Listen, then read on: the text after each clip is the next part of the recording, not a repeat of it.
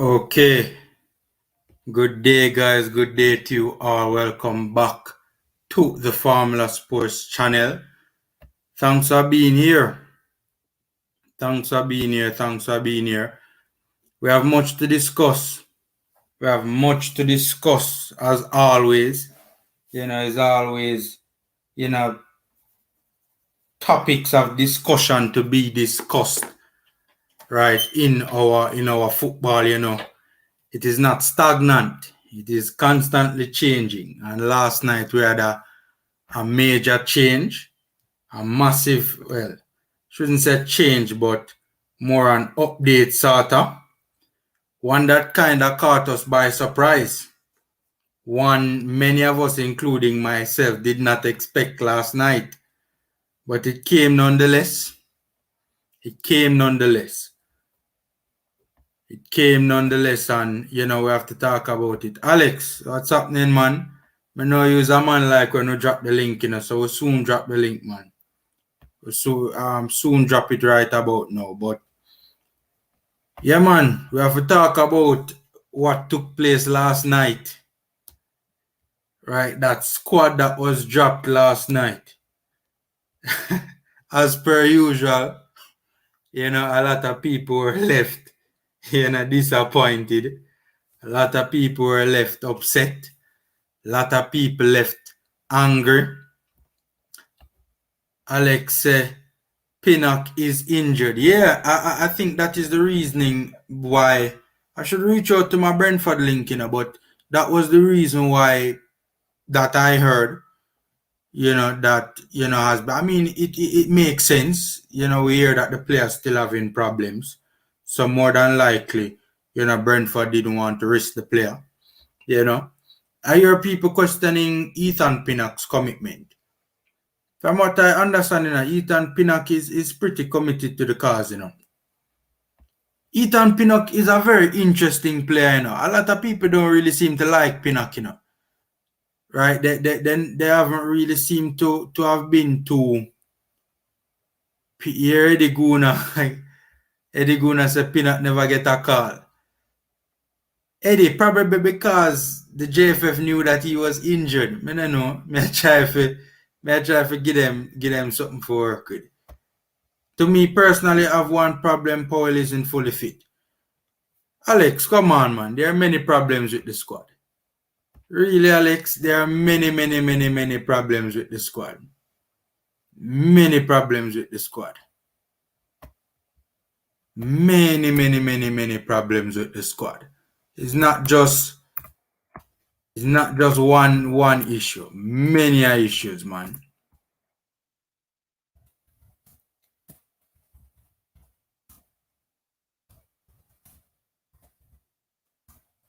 Many issues with the squad, man. Right, I mean, we were on coaches this last night, and boy, we have to start run joke for kind of cheer up his spirits, because, man, I tell you, man, it is rough. It is rough. I mean, I don't understand why every time Theodore Tapper Whitmore picks a team, it's always just a bag of controversy. It's always a bag of controversy. It's always headache and heartache. Look, every time a manager picks a squad, right? People are going to have their preferences for sure, and wrong banner I put up. Wrong banner I put up. That's the banner I wanted to put up. Yeah. There's always gonna be some controversy, every time a manager drops a squad, Right? There's always gonna be people, who have disagreements with what they're seeing. This a man have make the side, that the man have make the side. Right? So that is expected. That is not, surprising in any way, shape, or form. But man, when you talk about not only selection issues, but serious structural issues with the team. 1 second, guys.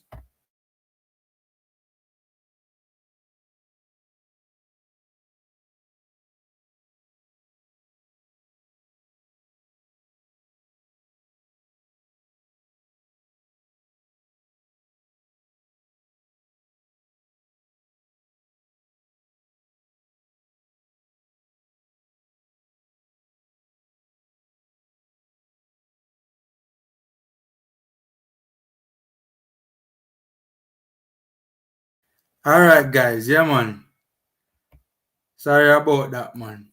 I could go through some of the comments quick and fast. Alex, to me personally, have one problem. Powell isn't fully fit. Alex, a big problem with the squad, Alex. Big problem with the squad, Alex. Yeah, talk, say Alex. And by the way, Powell Alex Baller, man. So when you see all Alex talk about that particular issue there, you're supposed to know say it real, No bias no in the thing, man. Seen?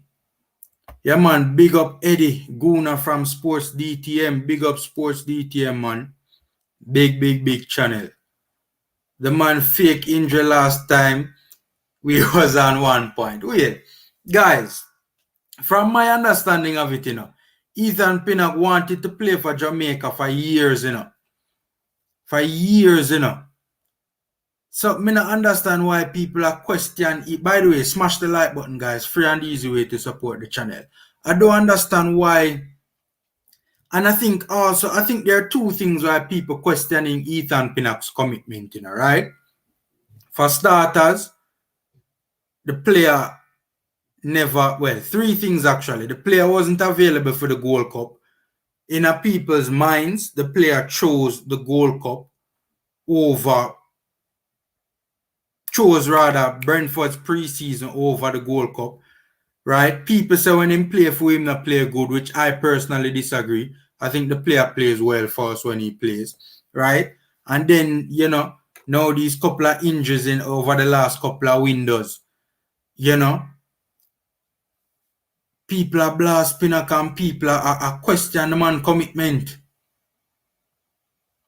People say Pinnock not committed at all. Me no know, because from what I have been hearing from a long time is that the player, it was a dream of his to play and to represent Jamaica.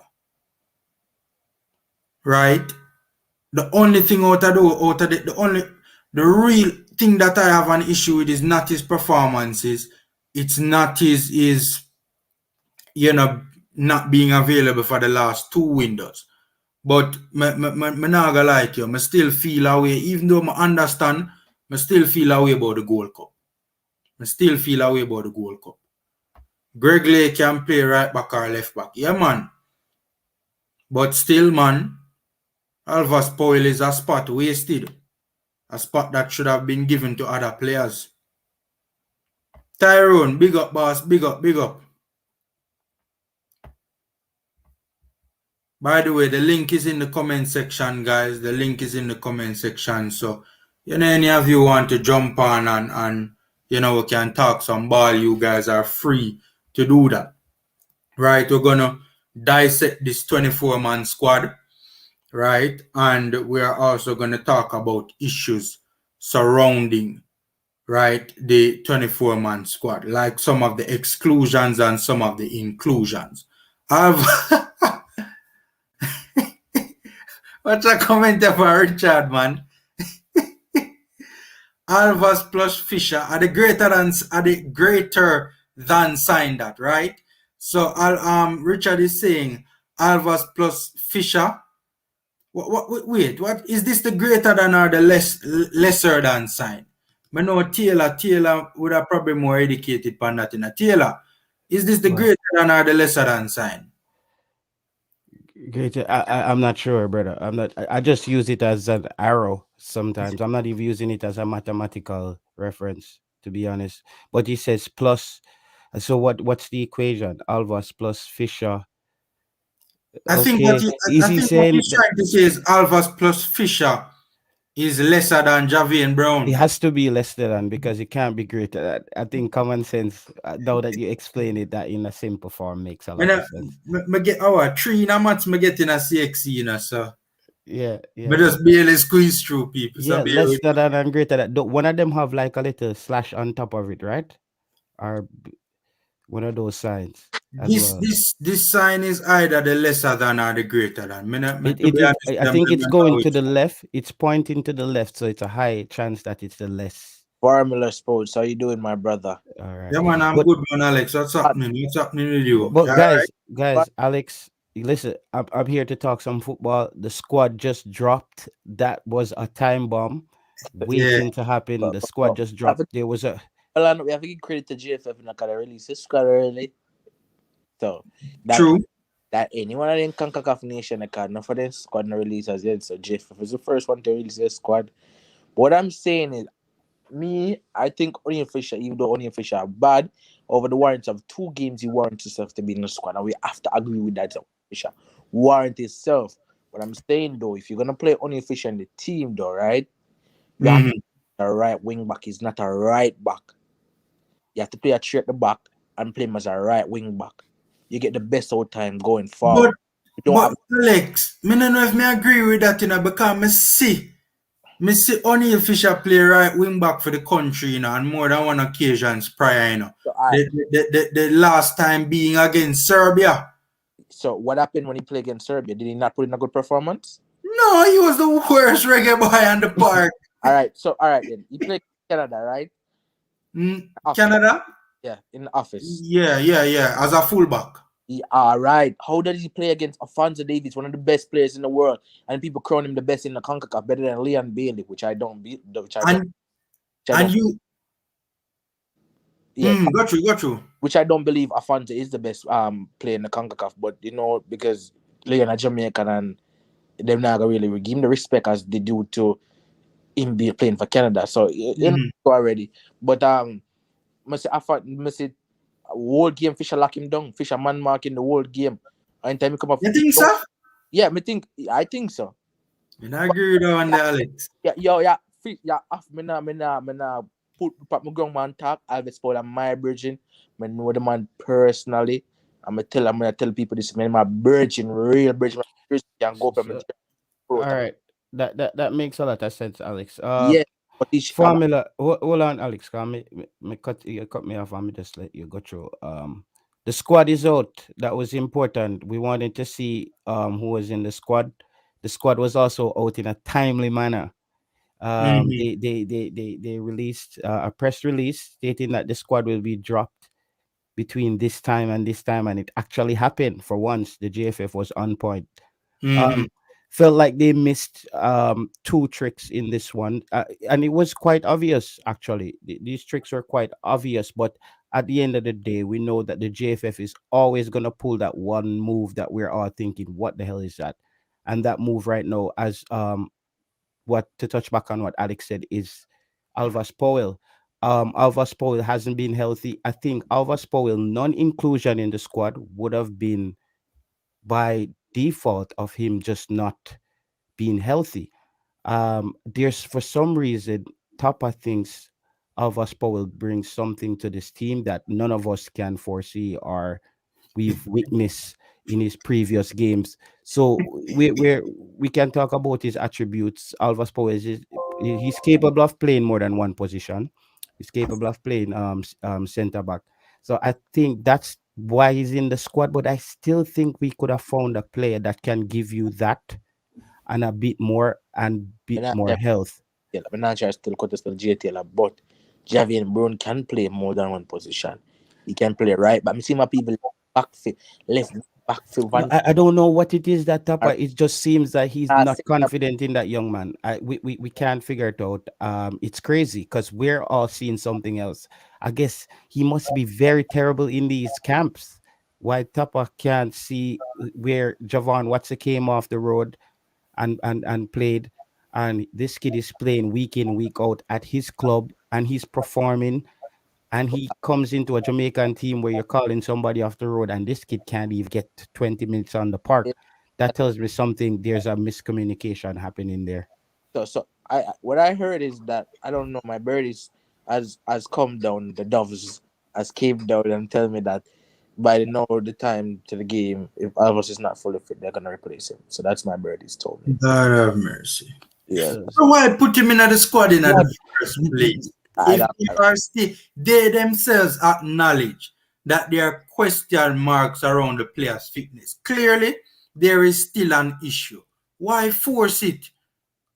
I don't know. Me not- Well, Yo, that's what I'm saying. He must bring something well, really important I, to the team that we don't well, know about. Scoreberg, what today on his live, he said Alvarez is fully fit. That's what he said, told me on his live. So they're in the same club. So I don't know if it, Oh but God. he's not match fit though. He can be fully fit. Alvarez Power hasn't been fit for the past 2 years. He's been coming down with a lot of injuries. I think he's actually ruining his career. I think Alvarez Power should take some time and focus on his fitness and get back to the player that he know he can, the potential he knows he can be. He's not doing that for some reason. The man keep nailing on piece of himself, and then he just pop off during the game.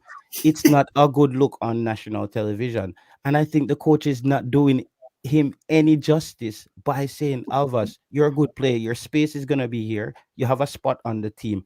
Get healthy. I think that's what a good coach would say. Get healthy. And a next man up, the next man up. It seems that Alvas Powell, we cannot leave him out of the squad. We don't know what's happening with this. Hold on, Taylor say Alvis Powell just nail on piece and come back for the pitch and it pop up. Yeah, Yo, don't I it seem want to like see it this keep back, happening? come on. Look at it. It just like I remember the Gold Cup. Somebody went out there and tie him up. They tie up a whole bunch of thing around him, and him walk on back, and he just pop off again. And we're like, Alvas, just give it up, give it a break, give somebody else a chance. It's that guy who's at the football field. All when him foot them broke, him still want play. We get the passion, but right Yeah, now we need healthy legs out there true, competing. true. One, two things as we welcome Eddie. Eddie, big up and welcome.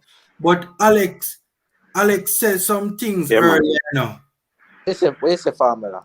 Alex, you said some things earlier where me not agree with, you know. For What, starters, I don't think Fisher locked down Alfonso Davis. well, And I don't think when three me things you say what me not agree with Alex. well, One, Fisher locking down Alfonso. Two, Fisher playing well as a right wing back. And three, I think Alfonso is the best player in CONCACAF. I don't think Listen to this. I'm actually backing Alex on this. That sounds crazy. This is something that I have to say. I never spoke to Alex about it, but I can say I strongly agree with him.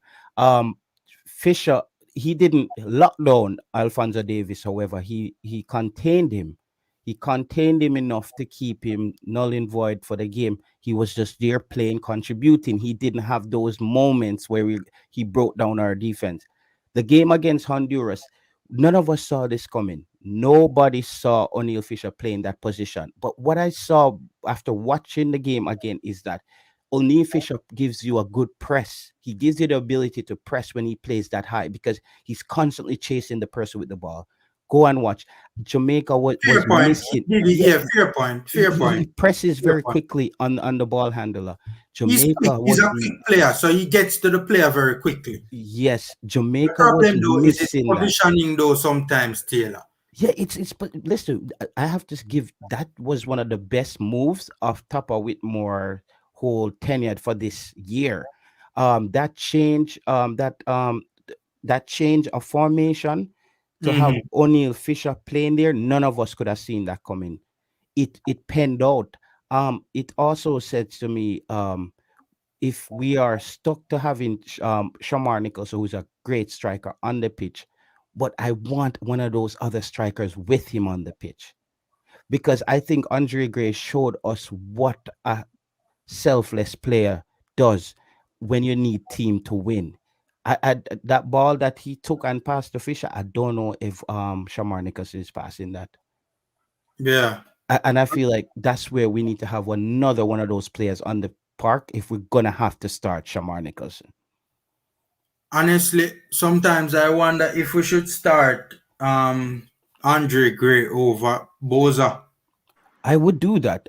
But the problem is now, what happens now with Mikel Antonio? Because here's the thing. We need a Mikel Antonio to play now, but we hope he did some homework and watched how the CONCACAF play is. Like it's not the same thing. I hope he watched the last game and realized it's a little bit more scrappy.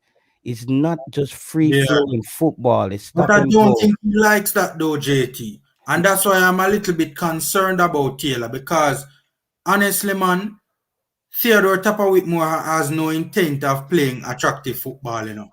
Well, if he follows up on what they did against Honduras, I think that was it wasn't exciting, it wasn't attractive, but I think it was the closest we got to what I needed to see, where we closed down the midfield.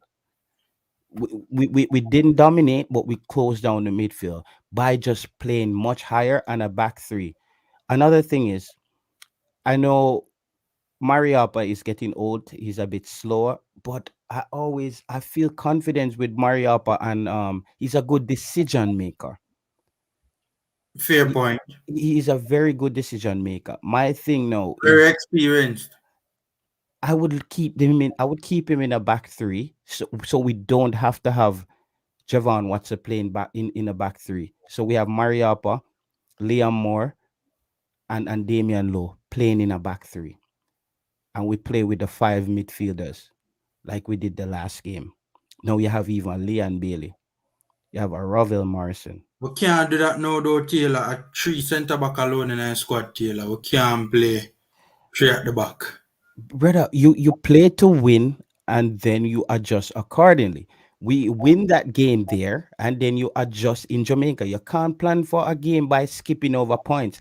I think this is a key opportunity for us to get all 3 points away on So the wait, road. Taylor, you would have put all of your three centre back them where you having at the team on the field at one time Yes, I would do that right now. Based against on El Salvador? yes, based on what Tapa showed me, that he's willing to play Haka at center back. So what are you really waiting on? And you want your three center backs to listen. If Jamaica can get down a formation right now and something that works, we're supposed to be able to run the table. This is what I'm trying to say. But we have to stick to something that works. You see what's happening at Manchester United, shifting, trying to get it right to fit the players. Jamaica is going through a similar phase. We got a hint of what we can do the last game against Honduras, however. You show that if we play in a back three and you have players like Fisher pressing, no, Ravel Morrison's offers something that Tapa Whitmore has been complaining that Maggie is not asking for the football. Ravel Morrison is a player who wants to be around the football, want to have the football constantly. True, true. The only problem with this is I wouldn't be surprised if Ravel Morrison doesn't start. Tapa has his way of doing things. He might just said, okay, Roof gave me a good energy there, but I think Mm. he needs that ball handler. We need that ball handler. And I don't know what happened with Daniel Johnson. I'm not really that I don't think it's a big drop off, because I thought you're gonna have problems with having Ravel and Daniel, because we've seen that Daniel don't want to play defensively, and Jamaica seems to want to place him in a defensive role. Though, because I mean, look, we'll soon get into the squad and dissecting the squad and giving our opinions. But I think the makeup of the midfield. I mean, it's a way. It's one thing you can't really say. You can't really knock Tapa for this. If it's one thing with Tapa, he's very unpredictable. Very You unpredictable, can't study him. but it works against him. This unpredictable nature causes him to. When you look at previous Gold Cup, if you listen to the commentators, they're always wondering why our team is chopping and changing so often. You can listen back all the ESPN. They're saying, yeah, he will start a new team next week, and then, because people Mhm. don't get it. People don't get it. Where is the team? So that's why I'm saying I would start our three center backs. What are you waiting for injury? Go out there, your three center backs, put on a great performance. They build chemistry, and you get a clean sheet, and you get a win. You come into this game into Jamaica sky high, knowing that this is home court and you need to defend the home office to win this game. So I would go for all 3 points. That's something where there was a guest on Manning's show, and was a past Reggae Boys, and he's Yeah. saying that we Something there. Butler. doing so well. Oh, on another show. Oh, you mean Yeah, earlier today? a few weeks ago I was on there Oh, with them, and I oh, said oh, oh. I Big up disagree. military. Big, Military in the chat. Yeah, man. Big big up up yourself. military. I made my point quickly and headed over to Eddie Gona. I disagree with his thing that he said that we should look at it as a away game and try to get a point because both teams starts off with a point. I don't believe that. I think where we are now, we have to look at opponents that we think we can beat and make sure we beat them. True. And then we scrap out the rest of the games, whether it's home or away, because Mexico is coming to Jamaica. We got to go to Panama. And they are coming to get 3 points. They're coming to get Let's three believe points. it. We got to go to Panama. So I think we have to see El Salvador as a wounded team and step on their necks and get these 3 points. There's no, so you have to start your best team. Yeah, man. I agree. I have to touch on what JT was saying. I totally agree. I think this game is a must-win game. So I believe that we should start our best team as possible. So if it means to put three at the back, I'll definitely play my three defenders. It's better for us to get the 3 points and head out of town and worry about what happened in the USA game. Deal with that when it comes, you know. It would be very unfortunate for us to suffer injury at the back. So I think it would be that big of a risk to start a three at the back. So I agree with it. Might sound a little bit radical, but I agree with JT. You know, My thing though is, Eddie, there are three out and out centre backs in this team, right? My whole thing is me no want Javon Watson near the field. mm-hmm. That's my whole thing. I don't want Javon Watson near the field. There are three out and out centre backs in this team, right?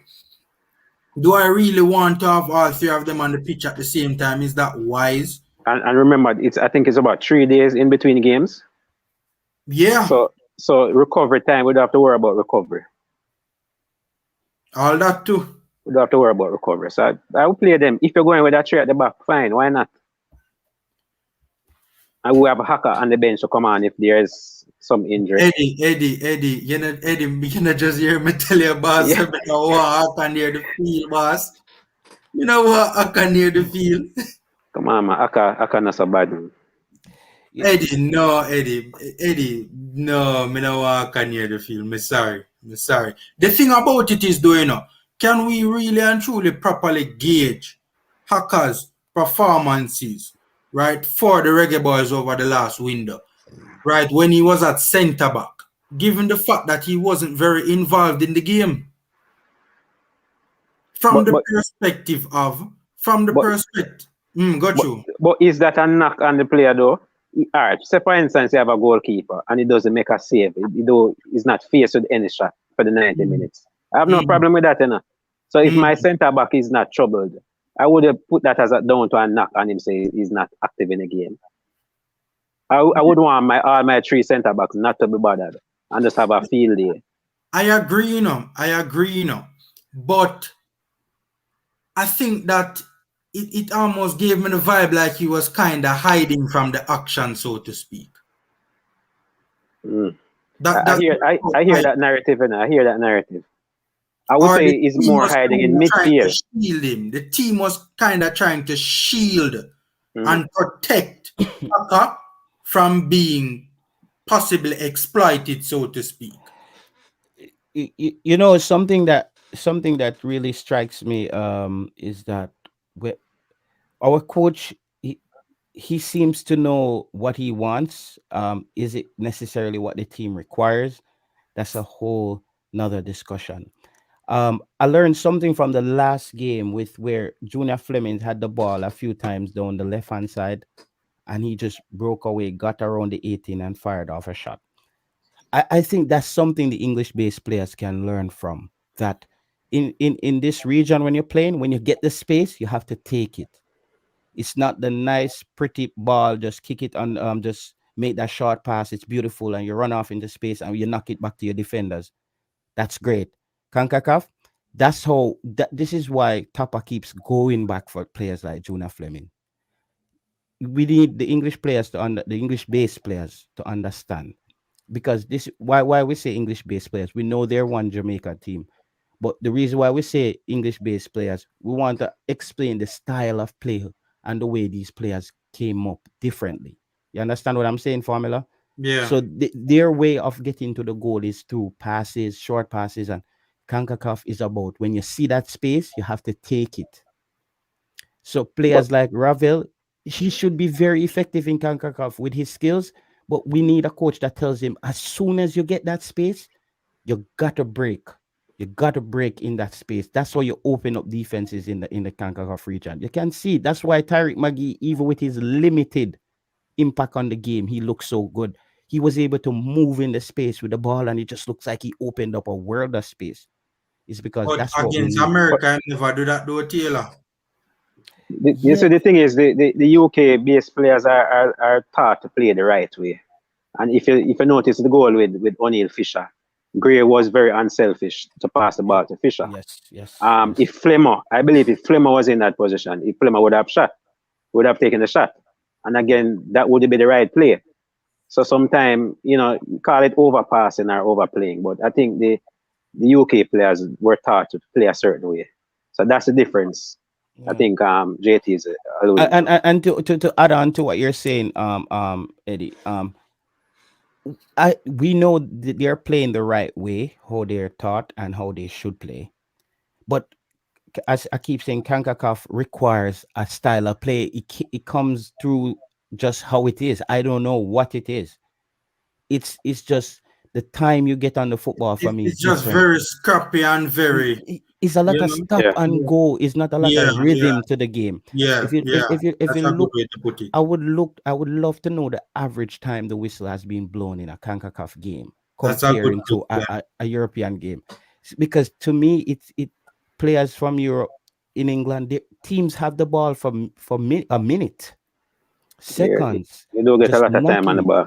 Don't get time on the ball here. Don't get time on the ball. So we have to. That's what I'm saying. I would love if Mikel Antonio watched that game and realized, okay, I'm a good player. I can score goals, but here is a new challenge for me. Mm-hmm. This is a new challenge for me. It's not a hit the ground running.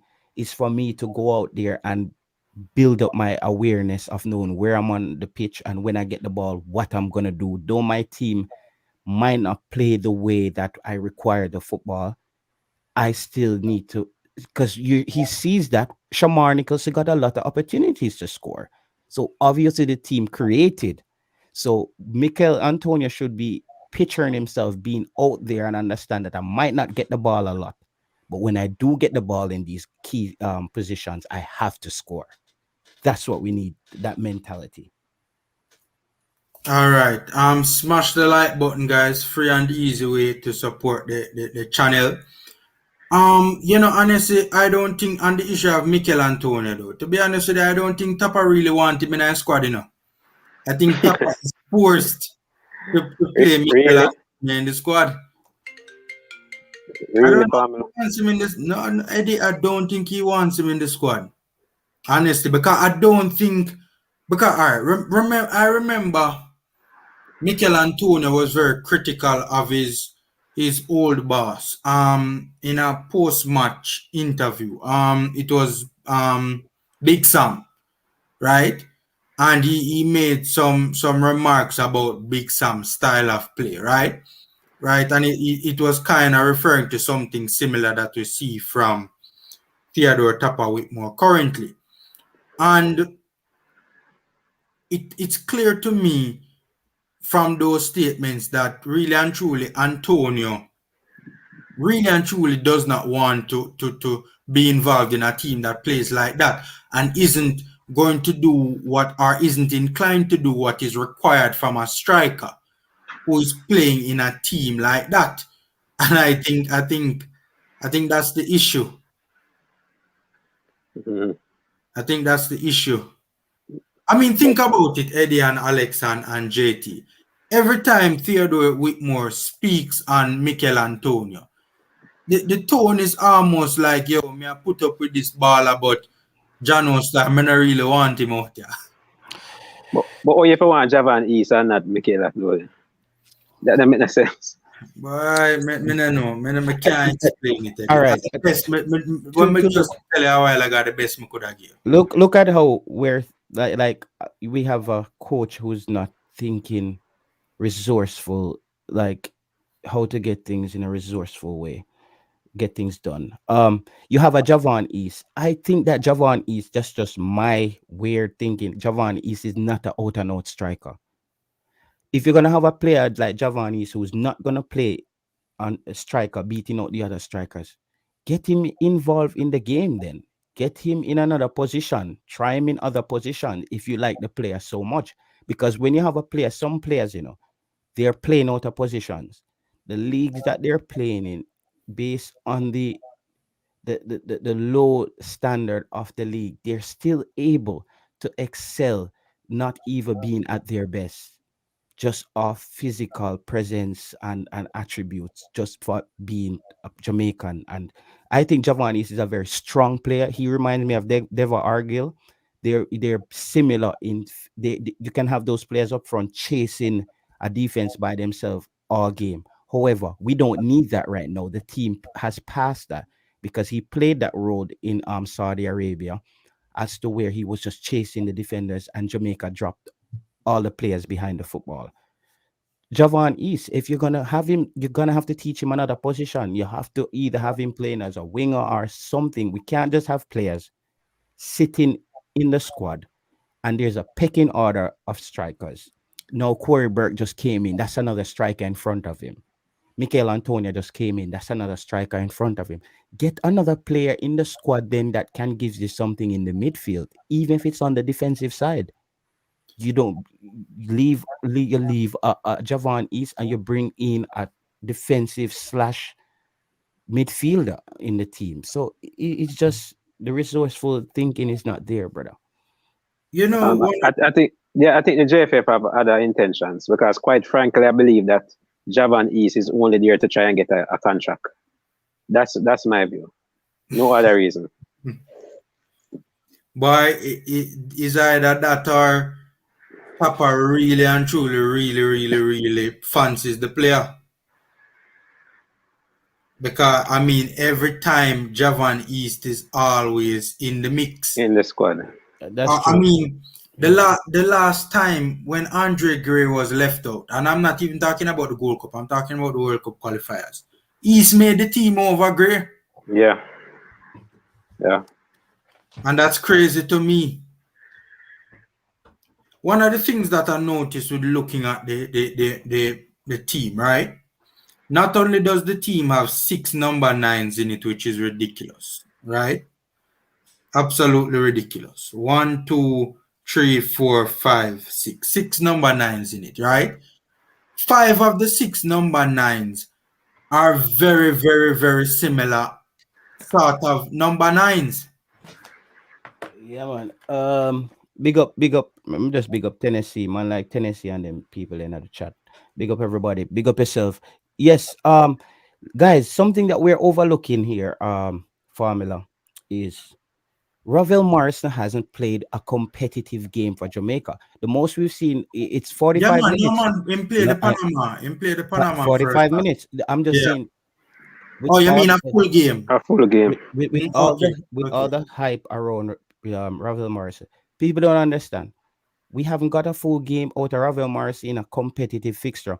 Ravel Morrissey is a player where I thought that he shouldn't be there the last game based on him not coming back from the dressing room after being substituted the first half in the Panama game. However, I thought going forward, Ravel Morrissey can be the key to unlock El Salvador in El Salvador. You know, I disagree, Taylor. I disagree. You know why I disagree with that?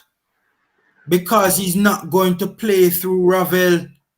No, we need to Ravel to learn. We just what I Will spoke about will earlier. Ravel start? Ravel needs to just know this, bro. When you get the space, take it. Take on players. We need But we him need him can't to. do that, Taylor. Him can't do that if him don't have the ball. No. With Jamaica is gonna get the ball against El Salvador. I'm talking about El Salvador. Jamaica will get the ball against El Salvador. I'm telling you. I But no, Ravel will have to come deep. Ravel will have to come deep for the ball. Hold on, Taylor. I think when you say that, you know, you're looking past El Salvador like it's a joke team. No, you know that formula. I don't look past any team. You know that. But Taylor, this is a El Salvador team, you know, that will be playing at home, you know. is a very, we were talking about it on coaches this last night, El Salvador is a very hostile environment. Listen, El Salvador could have lost that Honduras game that Jamaica beat Honduras. El Salvador could have, if you catch El Salvador on their bad day. Listen, El Salvador always also But has Taylor, if we Mhm. catch them on their bad day, Not on their bad day, however, El Salvador have a problem scoring goals. You can go and track their past results. but they I've don't looked have a at problem possessing the ball. possessing the ball without listen. El Salvador and Jamaica is a more physical team. We have more Dead United. bigger and stronger players on not just on paper. Listen, I see this El Salvador game as the game where we have to say what USA and those teams do to us. We have to back up El Salvador now. Because if you want to go to any World Cup and you can't beat Guatemala or El Salvador, you're not going anywhere, mate. I Taylor, can tell I you, ask you a question? Let me ask you a question, Taylor.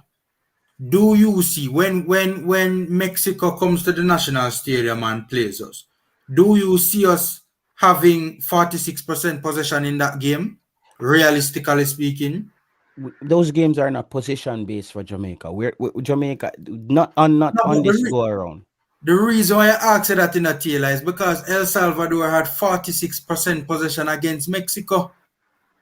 Okay, so be it. They It's will a have a lot team of that is clearly, they have the ability to possess the ball. Yes, I agree with it from the perspective of they might definitely not be the most efficient with their possession, but it's still a team that can possess the ball for long periods. Yeah, listen. Go we ahead. won't get more possession than any other team.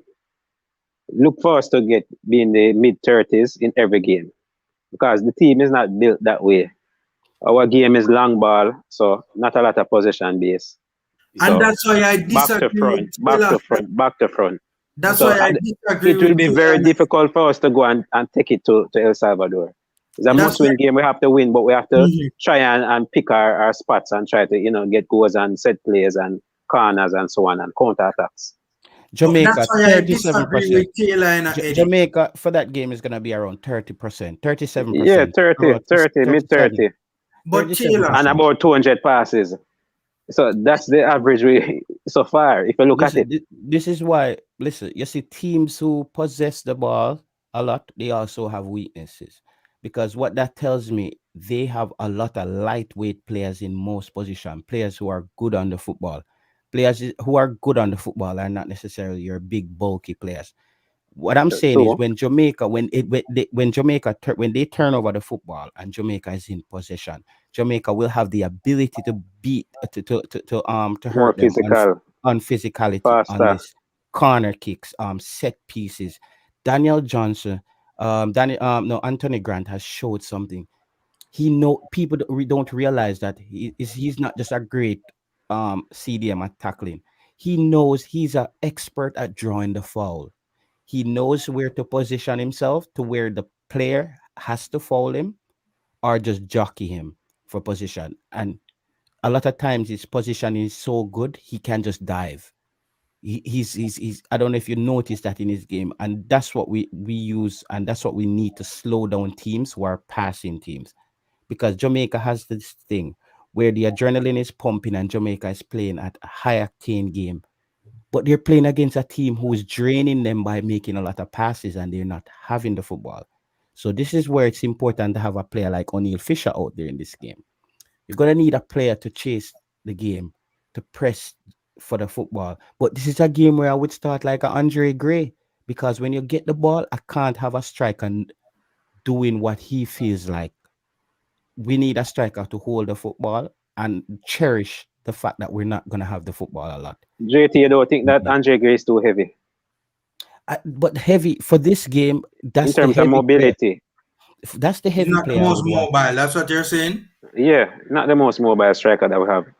So if you want No, a striker to be chasing, I don't think he's the one. He's a good impact player coming off the bench. no, I would start two strikers in this game. Hmm. That's I'm saying I want him to be the hold up striker Hold up, all right, on the edge and of the somebody 18. to play alongside him. Uh, because you're gonna start Shamar. So let's say I know this is not what I would if you have to start Shamar ideally, then you would start him and Shamar. I would have Shamar playing a bit more closer to goal, and he's playing on the edge of the 18. so what about Roof? Yeah, this is where we're gonna be at a tough spot with Roof now, and Me not think Tapaga bench Roof. Yeah, I he's think not gonna Roof bench should Roof. be one of those strikers. The second striker, that's a toss up for me. Yeah, because I can't see a squad on the screen. I can't really Oh, you don't give remember the squad? Let no me put it no. up. Let me, If you could have the 11 like a pitch, the field where you can oh, yeah, put I'll a put up what we think could be the 11. yes May I yes go do yes. that in a, may I do that in a stream probably tomorrow? Okay, you're gonna do the 11. Okay, all right. Mhm. So because I'm thinking about where because Leon Bailey is gonna play, I'm thinking where you're gonna play Put up, Fisher. put up the list, Formula, the The squad. list. Mm-hmm. All right, cool. Because I think Fisher now has to play, right? He's basically made himself into Bye. someone who has to play. Unfortunately. So this tells me Ravel won't play. If Roof starts, Ravel is not playing. But Taylor, again to the point that you made about Ravel's potential impact. I agree with you, in theory, Ravel should have a massive impact for the team, right? But the issue that I am having is that we saw it in the Panama game where Theodore Tapper Whitmore, the way he had the team playing, he was basically ignoring Ravel Morrison, just playing him out of the game completely. And you don't think he would slide Roof on the left? No, he's gonna start Fleming there and put Ravel as attacking mid. So, all right, hold on. Let us, common sense tells us, given the amount of center forwards in the team, that more than likely we're going to see two up front. More than likely we're going to see two You up have front, to, have right? to. There's no way Shamar Nichols is the only starting But, striker but in this remember, team. remember, guys, if Leon Bailey starts, we still get into up top.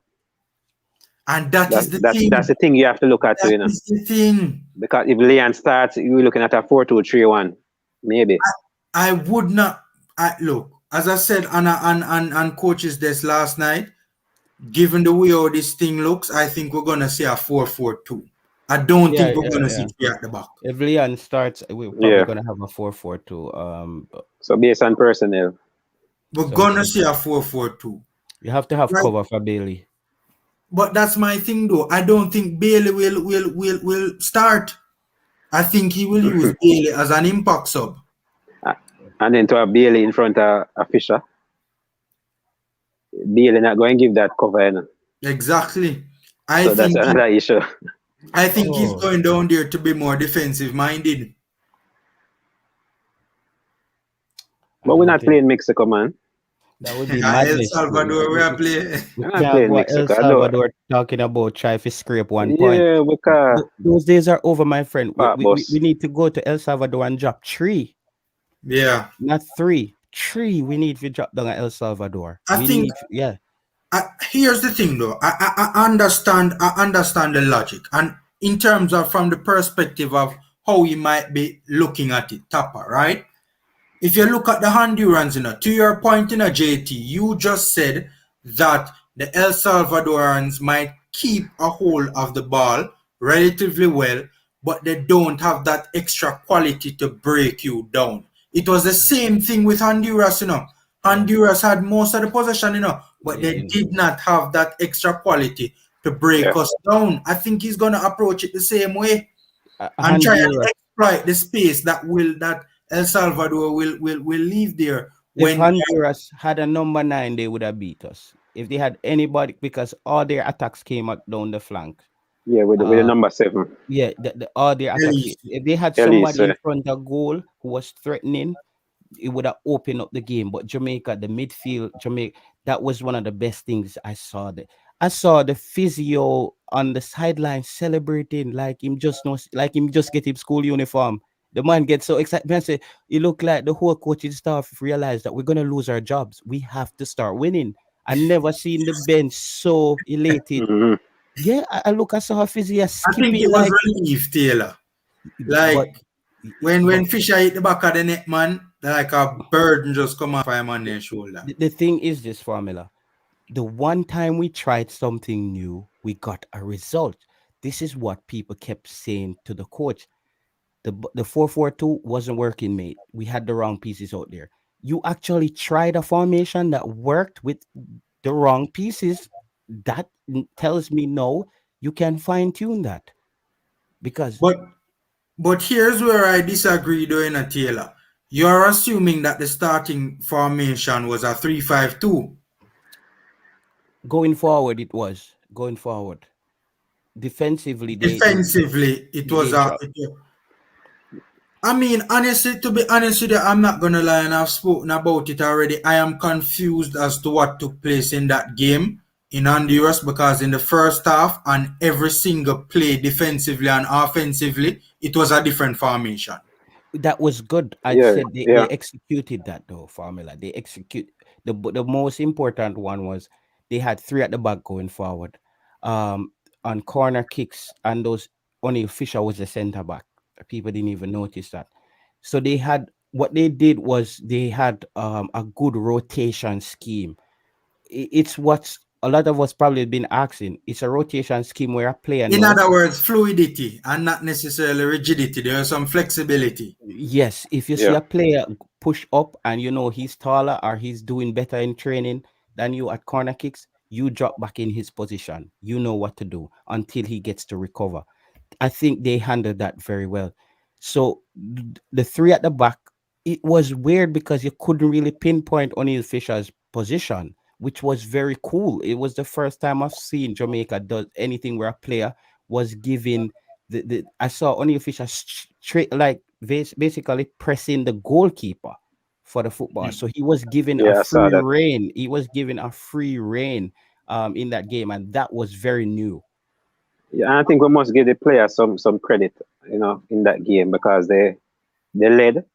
Players like Haka, that person said that they showed some leadership in terms of telling players where to go and when to drop off and all of that. So we must give the players some credit for that game. Yes, yes, yes. Boy, me no know. No, come on, Formula. No, with a stronger backline, you having Liam Moore coming in. Mhm. But this is the thing. Why I would want to keep three at the back. I wouldn't want to take Mariappa off the pitch.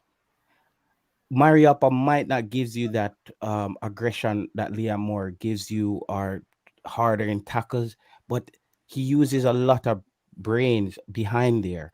When you see him, he's navigating things and keeping the defense organized constantly. So I would want it because at one point, even the back three, he slid back in as almost a right back in certain situations.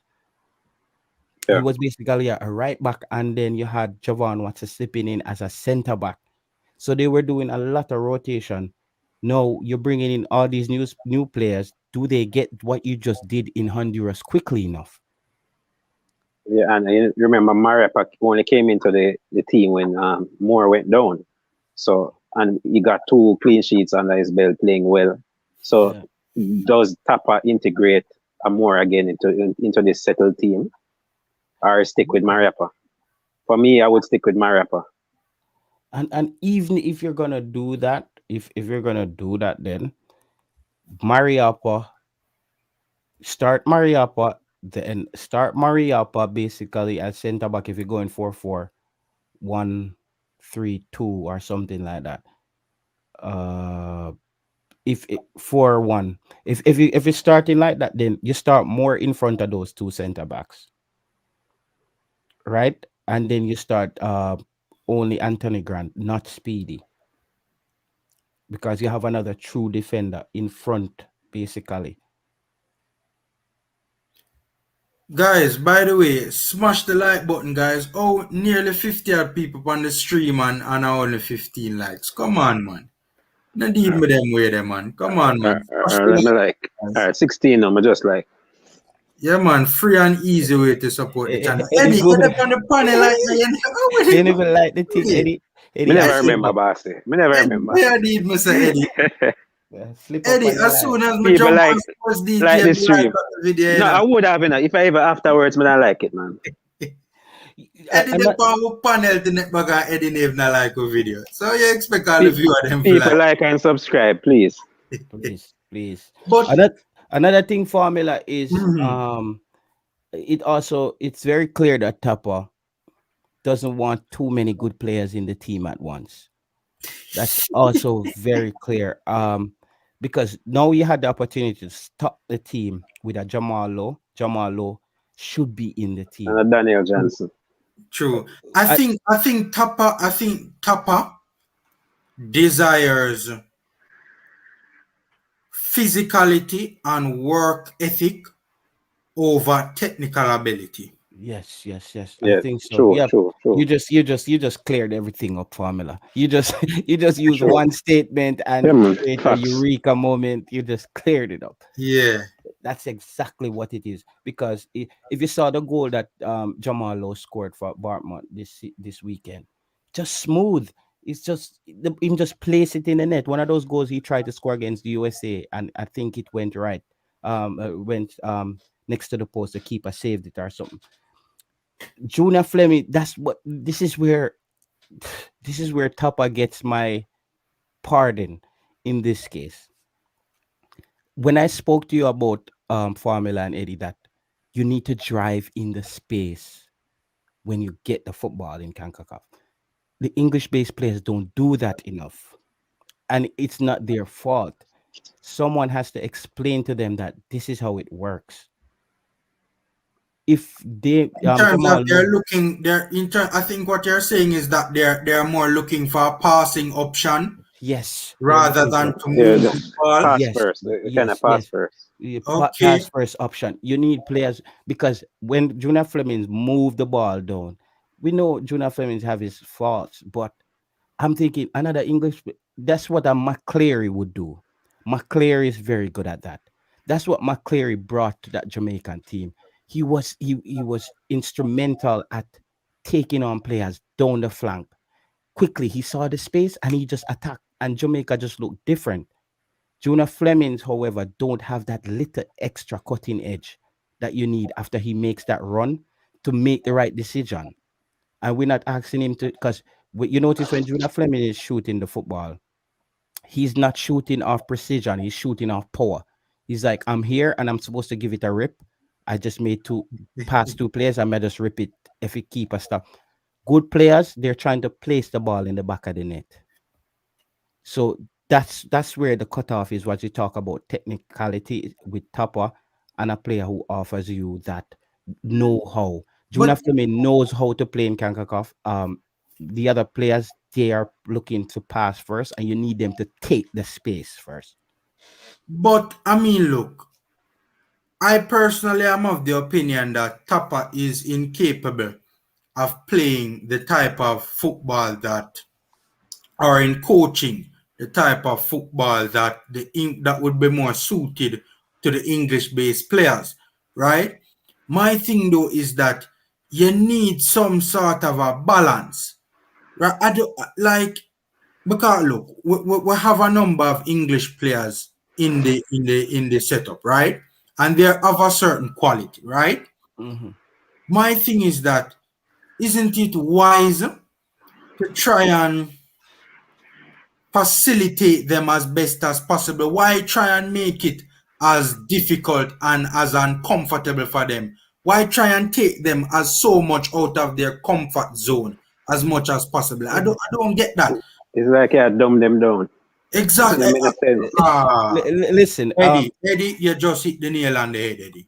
a Formula and Eddie, and another, and I don't want to say flaw. I don't know where this thing derived from as far as why Tapa is missing. He's missing management on how to manage players correctly, as how to you're dealing with professionals. A player like Blair Turgott, I think his career was mishandled coming to play for Jamaica. He was a player who came into the Jamaican team flying. We all thought he was the answer. Breaks out of the midfield. You see, Blair Turgott, what I tried to explain to you earlier, his style of play matches this. But at some point, He's Blair an Turgott, upgraded version to Flemo. To Flemmer, Flemo. but And he Yeah, went yeah, yeah. into a shell based on how he was managed by Topper. He would actually not play in a game that required his service, a game that he doesn't need to be out there. He's out there locking down the team to get the draw with 10 minutes to go. You put out a Blair Turgott is not that player. Blair Turgott is that player where your team starts fresh and you put and he's firing on all cylinder. He might make something happen for you in the first half. That's what Blair Turgott is. When your coach don't understand those attributes, that's why you had a Peter Lee Vassar came on at CDM against Mexico to get the draw because he doesn't understand what a player brings. You had two extra defenders sitting on the bench. Imagine how valuable that 1 point in Mexico would have been right now. yeah, That would have been diamond. That would yeah, have been diamond. We had had a point against Mexico. The Mexicans coming into Jamaica would understand that we came to Mexico and got a point. Mhm. It's still somewhere around there, but now the Mexican engine starts to roar. And when the engine starts to turn over, this is where teams get crushed by Mexico. You have to get Mexico to have a bad start. You get them in a bad patch, and people start beating around on them. But when Mexico start rolling like Mexico, no stopping Mexico till yeah, the World Cup, and that's where we are. So I don't believe that we need to go to El Salvador looking for 1 point. This is a 3 point game. This is 3 points or go home. Let's bring back the moments. These are the moments you bring back the 98 feeling. Jamaica went down to El Salvador, got 3 points. The tables are looking balanced. United States losing to Mexico. We have USA come to Jamaica, have to win against Jamaica in Jamaica. That's the matchup that Jamaica needs to get the wind in their sail. And can't think about 1 point anymore, Formula or yeah, Eddie. We can't go to any team thinking about 1 point. Even the same Panamanians who beat Jamaica in the stadium, we should be looking at Panama like we messed up, but that's a 3 point game in Panama. Come on, two Jamaica points has to lost. be thinking about that. Tennessee said something here very interesting. Formula, I can't agree with that. El Salvador is weak team. We have to beat them. I am not. I agree from the perspective that they might not have the best technical players in CONCACAF. But let me tell you something. You see that El Salvador game, Tennessee, we're going to have to put in a lot of work. That team is a hard running team. They run from minute 1 to minute 90 and them give it them all them give it them best. Plus the 12th man that they El Salvador have the 12th, the 13th, the 14th, the 15th, the 16th, go all the way to in the tens of thousands man. All right, You know, But Formula. Pamela, we heard that they will have limited funds. What's Yeah, the case but on that? they would have from fans behind the goals. behind the goal. From what I Basically. understand, lasers being pointed in goalkeeper eye and bottles that what they do, them full up the bottle with water in a man and seal it after a throw in a man. Yeah. Yes. If you Yeah. notice, if you watch the El Salvador Mexico game, you saw a number of bottled waters. The pitch at some places and the pitch was like flooded with bottled waters on the park. Okay. Missiles being hurled. Rainbow. So it's gonna be a rainbow situation regardless. You're It's saying. not a easy and me tell people is not people think the El Salvador a joke team is not an easy place to go and get a And result. then Formula. it's not every player can manage them type of atmosphere there and environment. Exactly. We said the Juta bus, right? The Juta bus never start, which is the Reggae Boys. It just did it and it never start. We get a mechanic and it look like him come and him juke the bus and it kick off a little bit like it won't start. So right now we hit a chucker. We don't know if it can really drive off yet.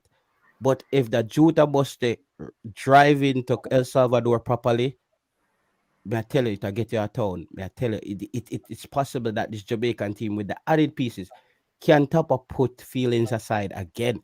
You see how many times we harken on the same point. Topper, can you put feelings aside and put the right players on the pitch? However, I do understand the dynamics and the challenges that Topper faces as far as to integrate players. I asked one of my guests the other day too, how did they deal with integration of players? Because I think that was a part that was mishandled, the integration of players and getting them into that team vibe, that team unity to blend the team into one. I still think Tapa is playing with three teams. It's a three teams Yeah. combined in one, and we're still trying to get that one Jamaica team. And that's what I hope we're one step closer, because we probably need one or two more players. But after this, we should just easy on bringing in more players. I think we should pick from the Boy, pool of players that we need. We need to pick from the pool. The Jamalos, like those guys, they're still there. But I think we Taylor, need, we need some CDMs and some right backs. Right back. yeah, that's what I'm saying. Those pieces, hopefully Tapa can get over what he has to and said, okay, we're gonna get in a good CDM. Because I think even Michael Hector could be back in the team. Because this is a game where having Michael Hector in your team won't hurt you, I because agree. he can play a CDM position if you want, or a center back position.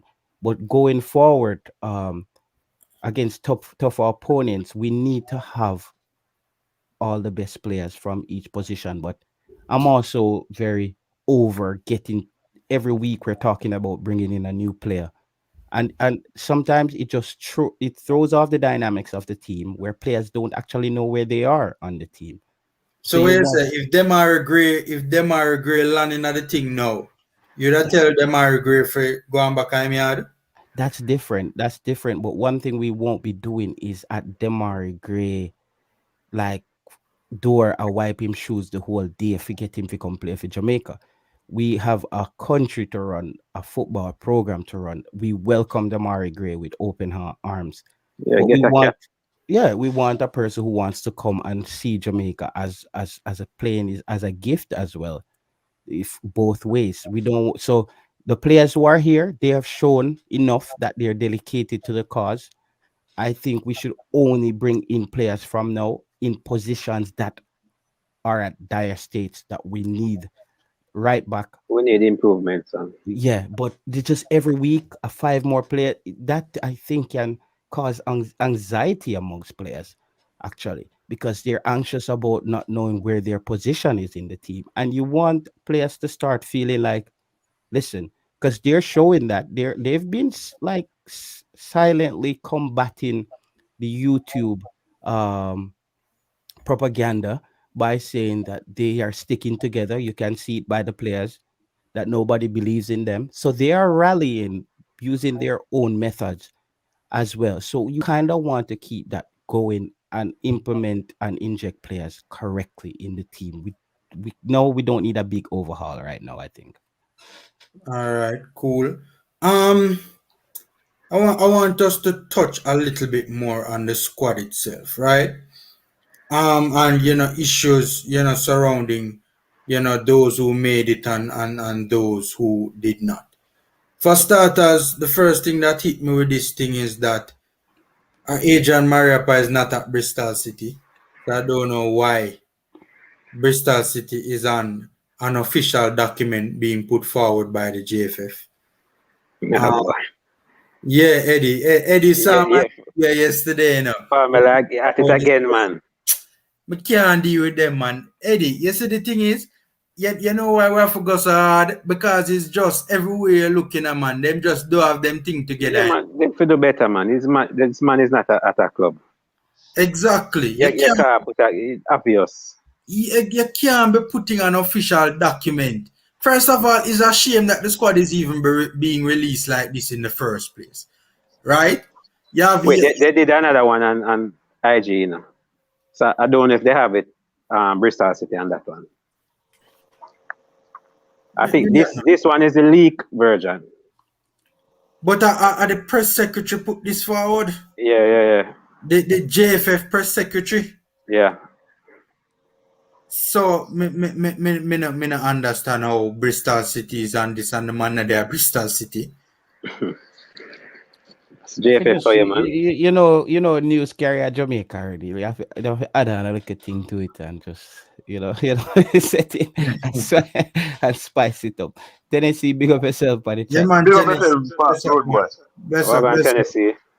No there, man. I was just saying, I hear that El Salvador there will be no fans in the stadium. No, no, From Zero. what what I mean? understand, is no fans behind the goal. It's No, behind at the first they goal. said that, but then they said there will be no fans. Oh, what? I Okay. have to look into that. Yeah, I What? think there will be no fans in the stadium. Just check it. Where we get What? 4 points Breaking then? news. 4 points What? we get then. More Wait. than 3. Hey, Yeah, Tennessee. I saw Tennessee. I want to just drop on the show in a Tennessee. Yeah, man, check it, man. May I go check Before it? they said there will be no fans behind the goal, Yeah. And but it after changed. they said no fans will be in the stadium. What? You are kidding me. Happy days. If we If can beat that team, Pamela, we don't deserve to figure. We deserve to finish bottom my group. yeah, yeah. if that is the case, in a man, if that is the case, in a man, I have to we, agree we, that. And we, if we they're we in and business. if their best defender have a red card, because a red Yeah, card is the last match against Mexico. All yeah, right, all right. See, Tennessee, I dropped the jibs there because yeah. I'm saying Tennessee, if you can't beat Guatemala and El Salvador, you're not in a no World Cup discussion. We don't deserve to go nowhere in Pamela. Him nowhere in Taylor. If Yeah. we can beat El Salvador. Well, Mr. Tennessee, that means USA not forgot World Cup then, because they can't beat El No, Salvador. but you see El Salvador, that was the first match. So, then come No, out strong. they can't look We at suppose bias. Then if you go look hmm? at type of way, then El No Salvador. man, I think what Tennessee is saying is that is the first game out the gate, which is kind of a fair point.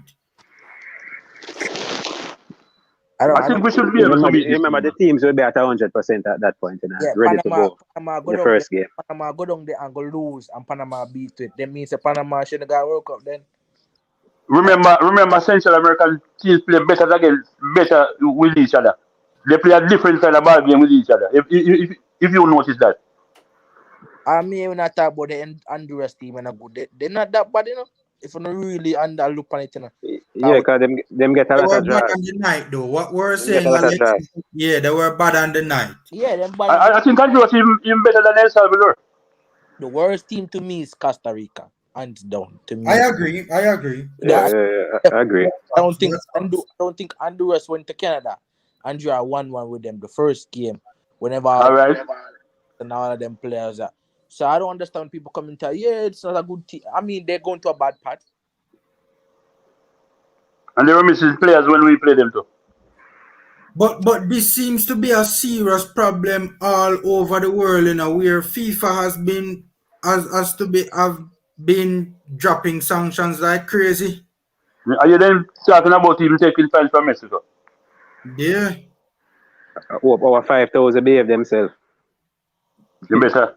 yeah. The JFF need to make them know, say yo, they need to behave themselves for real. But remember, the Jamaican coach not really hostile towards no team. That's true. That's fair. That from what I know. And I think something that a spot formula in the windows, the second game or the third game, the teams them normally not perform at them best.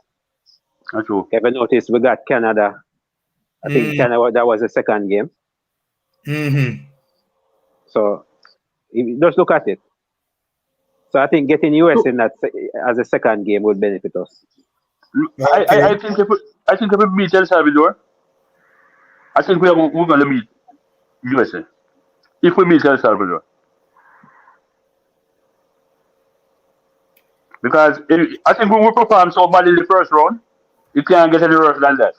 The only worse than that you can get is El Salvador beating us. I mean, personally, like what I have to say is that Ronaldo what I have to say, equalizer.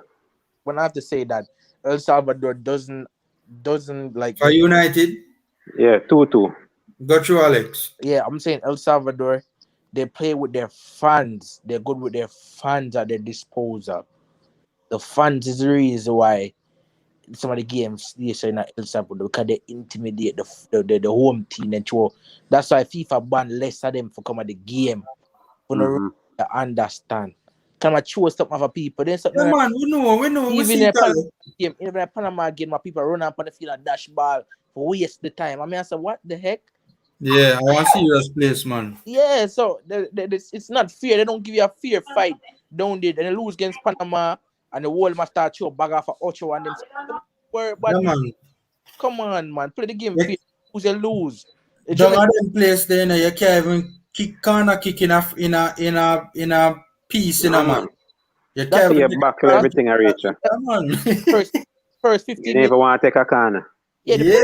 the first 15 minutes of attack them, man. They attack them the first 15 minutes. Shai scored 2. And just and there's a team, you know, El Salvador's a team. Them always try to win the midfield battle. They do not have as good enough. They don't have like big name stars, but they always try to connect them pass together. But the players are not the players are not fast. Them just physical. They like you see like how Antonio coming out and Liam Bailey doesn't two of them start. Them always try to isolate and double team them. That's all they do if you really watch how them play. Alex, them I agree with you to a certain extent, you know. They are not the quickest, you know, but you make it sound like them players slow. I mean, I agree with that.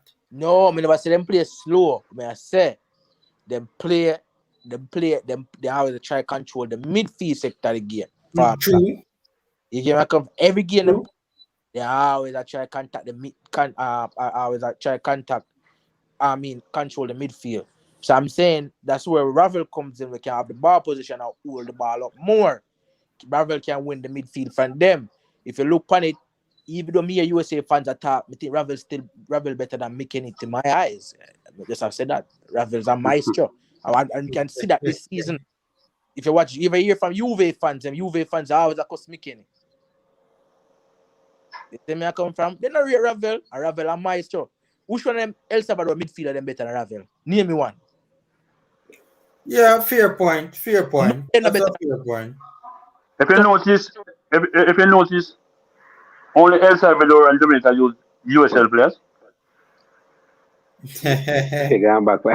Yeah, but No, seriously, no. If No, you look at it, yeah, what, only El yeah. Salvador and Jamaica in this thing use U.S.A players. well, man, But Alex, when I really have a challenge upon a Ravel thing. well, I know Tennessee. I don't really care what the players them playing at Tennessee.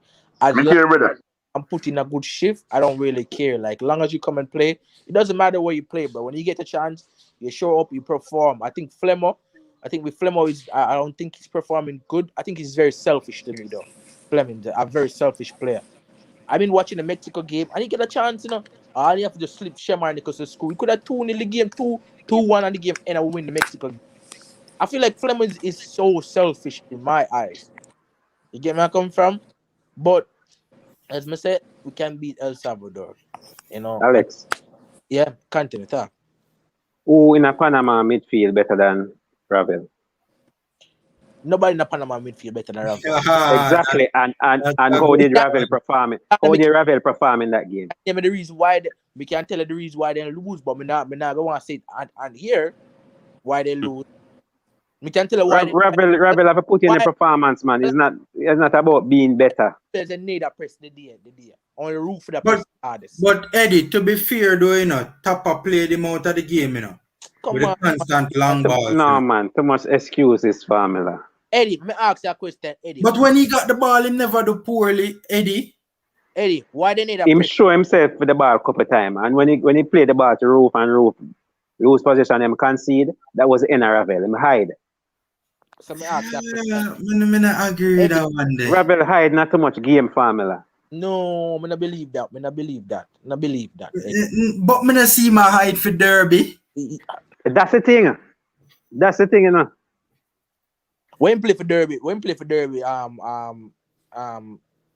the ball and he look lively. That's what Ravel want to say, but we're not seeing that for Jamaica. But it's kind of free role in play for Derby. Yeah, all over. Especially interchanging between the number 8 and number 10 positions. So does Papa have to put him in a free role for him to perform like that? Boy, honestly, it is something that can be explored. I don't think he will do it. Eddie, I go like Raven to play for Jamaica good before, Eddie. I make like, okay. The one against something that down a Saudi. But he play good in that Japan game. We lose but a tremendous loss. No, He man. not play good in that Japan game. No, man. Eddie, go check my played. stats, He no, was Eddie, the man. best. He was the best reggae boy in that Eddie, game. man. By far, he was the only No, one that did anything of note. I agree. Me just... Come on, man, Eddie, man. He was the only one in the Japan U23 game that did anything of note, to be fair. Which was what? He had some good touches on the ball in the U23 game, in my humble opinion. Deep. We don't want to reveal that deep. But that's what he plays for. But him don't impact the game. You see it. You know, really watch the man, Eddie. Because when I watch him play for Derby, I'll drop deep and I always Him drop deep, but you see some progression. Him help with the progression. We're not seeing that for Jamaica. Him drop deep, one pass, we lose the But ball. I don't think it's his fault though, Eddie. I think it's the attacking structure that Theodore Tapper Whitmore has in place. I think him angle the press. I think him angle the press well as well. No, but me see him handle the press well for Derby. So I think Derby, that messy formula. Eddie, I think the reason why it appears so for Jamaica is because when you are building out from the back, you're using short passes, right? You need to have passing options available to you, right? If the attacking structure from the standpoint of positioning and movement, etc., is not on point, Ravel is going to be on the ball, looking for a pass, can't find the pass. Because of that delay, he's going to be closed down, and then it appears as if he does not handle the press well because he's going to find himself in problems. And I feel for that in my opinion. I'm glad they bring that up. On the flip side of things, remember that Japan game, that youth game, we had Kevin Lambert and Speedy in the pivot. And every time the ball reaches, them lose the ball. And there was no Ravel to come and show for the ball. To give them a passing option. So that was a perfect example of Ravel hiding. Every time the ball got to Lambert and Speedy, them lose it. Because of the high press. And Ravel never come for show for the ball. You want him formula once, yeah, man. You can't watch the game, All right, got you, Alex. Got you. Because I never see Ravel lost in that game. Ravel was connecting pass. What happened to the two midfielders that hold on the ball too long? Lambert, I think Lambert was on because them not have the option. And they don't want to kick it long. All right, but they are therefore again in the press in the press way. All again man the press and then Lambert hold on the ball and now the passing option because people now about space. Whichever one is that on the field. But Eddie, to be fair, Lambert was exceptionally poor in the game, Yeah. Very. Exceptionally poor. So even if Ravel was making himself available in some way, shape, or form, Lambert wasn't going to get the ball to him. Lambert was doing all sorts. Lambert was playing. Lambert was completely out of his depth. Completely. And it showed. His touches were extremely heavy. Right? First touch ball, boom off him, foot 10 yards away from him. All sort of rubbish. That kind of kill him international career. That game they literally ended international career. Lambert now play under Tapper again according to the rumors. Eddie, but between me. But here no want Ravel to play good enough, but we just not see it. Eddie, between me and Eddie, we can tell you the reason why the man they play good against a Panama against my Englishman, them, That's IG. Left it there, sir. Yeah, left it there, sir, Eddie. But we don't want to talk about that. And it have to do with some part of the player and the coach fault too. That's something. Agreed. All right. Make a touch on the squad now in terms of the 24-man squad and really focus our efforts at dissecting this squad. For starters, goalkeepers. Anybody have any issues with the goalkeepers? I think Dylan Barnes, I think he's the second best backup. He warrants himself as a second best backup. Definitely. When I see him keep, I think he's a better passer with the ball than Andre Blake. If he was going to agreed. Yeah, his distribution is better shot stopper. So Andre Blake, top 20 in the world now. So congratulations to the man. So all in people at top was Zach Stefan and Matt Turner is number one with CONCACAF. I guess he just proved it again. That's really one of the best. So I don't have no problem. And I think that people always ask JD White not good, but it's good to have JD White around the squad for years to come because he's 20, you can bill him. Yeah. You know, call upon him again. So I think JD White's worth himself. I'm okay with the goalkeepers. Yeah, man. No issues. We could have Andre Blake and Formula and JT. No issues. You know what I mean? As long as Andre Blake is there. Yeah, oh yeah, I see what you mean now. JT, have any issues with the goalkeepers? I don't. All right, JT don't look like him there right now. All right, my issue with the goalkeeping is that I personally think that we have only per time for build JD White, and JD White has gotten quite a bit of caps for the national team and has quite a bit of experience with the national team. But I think, at this level, in this particular time, we need to cross all the T's and we need to dot all the I's. God forbid anything can happen. Blake and Barnes out, me not feel comfortable with White in at the goal. Seeing me would have bring Dennis Taylor.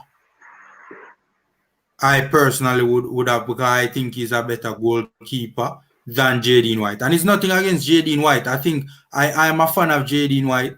I think the players are good head on his shoulders. Right. Every time he does an interview, I am impressed. But I just think Dennis Taylor is a good way better than Jaden White. I see it when you're watching the JPL, I see it in the national team. So that's the main issue that I have with the goalkeepers. All right. Defense. By the way, smash the like button, guys. Free and easy way to support the channel. Defense. What we think? Humble Lions, CC. Yeah, man. Humble Lions. Dennis Taylor plays for Humble Lions. Yeah. Oh no, Watson. Yeah, man. Watson play for Humble Lions as well. Dennis Taylor play for Humble Lions too. Yeah, man. The two of them. Yeah, but what I'm saying about the defense now, I think we need one extra centre back. They should carry one extra centre back. Yeah, man. Yeah. But then again, if my play on threat back system, what my players can cover. Taxi can play centre back too. You have Gregory can play right or left back. Fisher can play right or left back too.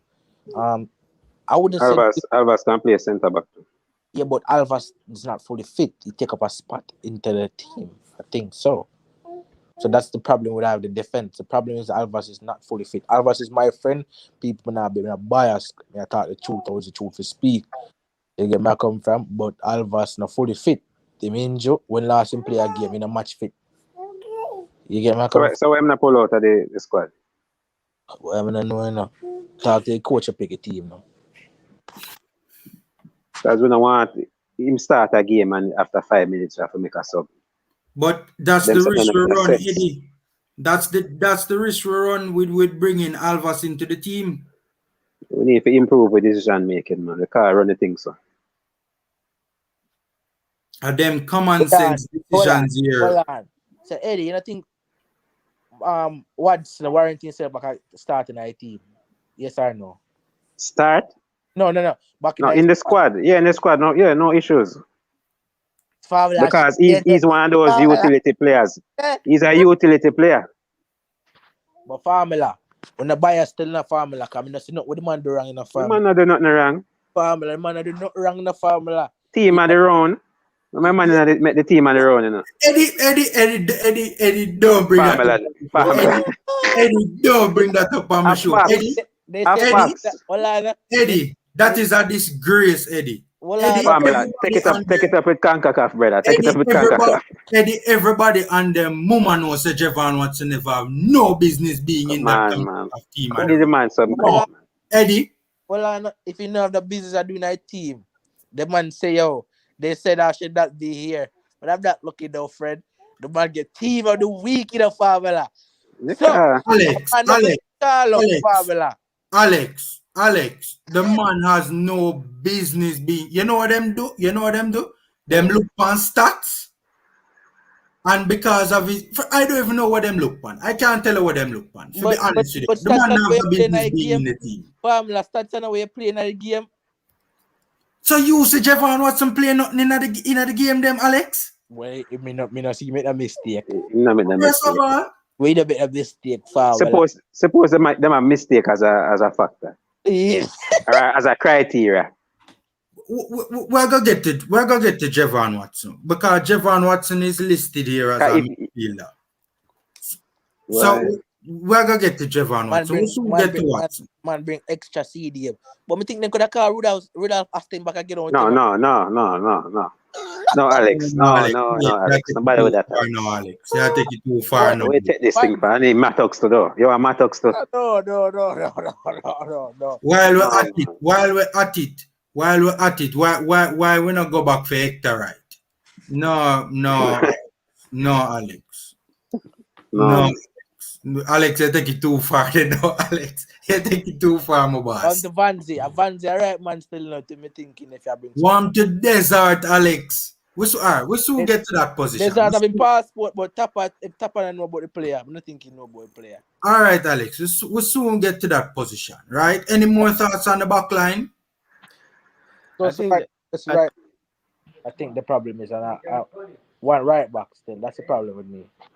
All right, Eddie. Yeah, what's your issue with the back line? Yeah, man. We might be short. I think that we should have brought Javian Brown because the fitness of Albus Powell is, that's always a doubt. So I wouldn't go into these two games with Albus Powell. I would start at Javian Brown. Yeah, I have the same sentiment. Javian Brown not being in the squad is a head scratcher. It's hard to actually accept. Alvas Powell, I don't know if Alvas Powell is the lucky genie or something, but he the coach seems to know something about Alvas Powell that none of us can recognize on tape. So I don't know. I have to trust him on this. But Alvas Powell is. I said about my friend. I said about my friend GT. Yeah. That's why you know my thing, Alex. I'm friend of no football player. If I tap a bench, I bat it. I refuse to label him as such. Those were your words. The player is what he is or what he appears to be on tape. He's showing his lack of fitness, and he's showing that it's time for him to maybe for them to usher him on out, bring in someone new. But let's see if we can still. The problem is when the game lines up, we see Alvas Powell starting. I think those things are a disrespect to other football players who aspire to play for Jamaica. When you look on the field, Alvas Powell and Javon Watson is starting. It's just Javon Watson is a player that we have to be honest. He's earned his spot in the squad. You hear that formula? All the You hear that formula? You hear that formula?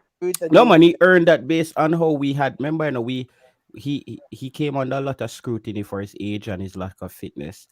But here is a player that flourished under all this pressure coming from us as well. No, formula. You can't be afraid to evolve with things as far as time. With 138 year one brother just turned. What I'm saying to you, formula. If this was, I was talking to you before they picked him for the first time around. I would say he shouldn't be in the squad. But after a man go in the squad and show you what he can do, I have to just pick you based on your work. That's it. Married formula, married. Yo, you not give me a migraine, man. Remember just no, man, I know nothing personal, family. I know nothing personal for me either. But you still hurt me head. Me say something quickly about the back line, right? I agree with all the sentiments, right? We're short a centre back, right? We are short a right back because there's only one right back in the team. But Gregory can play right back too. Who? Gregory can play right back and Mariapa can play right back too. Well, yes, that's true. But here's the thing. I mean, I know it's only 2 games, but still in an ideal world, we want 2 players that can, like, for instance, let's say, God forbid, worst case scenario, God forbid, Lawrence and Powell get injured. God forbid, not wishing it on them, right? The next in line would be Greg Lay on the left. And well, from that perspective, yes, but like my thing is, we're putting O'Neal, we're putting Alvas Powell in the squad, right? And the fitness is a real concern. The last time we see the player play, the player was stretched off the pitch. Yeah. It don't make no sense to waste a Look like spot. Yes, yeah. Gray can, but it don't make no sense to waste a spot on a player. But the man make But yes, up and make a change to his squad though. I If was just gonna say that. well, I know, we want to put the last squad and compare to this squad. There's not a lot of change in this squad. You don't chop and change it. Right. The last time around, the problem was him bring 3 right back. Yes. That was the What problem. them kind of solve that now. But when you really look at it, though, you know, as Alex was saying, we're not going to make a lot of changes. So unless there's something extreme like an injury or something, it's the same team our backline will say for 2 games, right? So and you know JFF stay with money already, so they're not going to bring 4, 5 centre backs to pay the extra fees. So you have to look at that as well. We don't want a situation where we bring a Topia, we're not using a Topia. That's true. That's exactly what I was trying to say. You know what I mean? Eddie, and I said that earlier. I'm a player at the back though. Greg Lee not being in that Gold Cup squad, I know he was coming off injury, but that was a player that proved himself down there in Saudi Arabia. He showed us that he was lively. People, I think we have a short memory. This was a player that was beating out Taxi for the left back position in Saudi Arabia. After that, Taxi wasn't starting over him because he was more lively. And his recovery speed, he recovered very well. Every time he was around the ball to make that tackle on the defensive end. Taxi is a bit tired. I'm wondering if we might see Lee start this time around to give. I think Lee might start at Lee started right back the first game we went to, in Asia, he started right back and he was mediocre, and they switched him to left back, his natural position. I wouldn't say he was mediocre, but I think he had a decent game at right back though.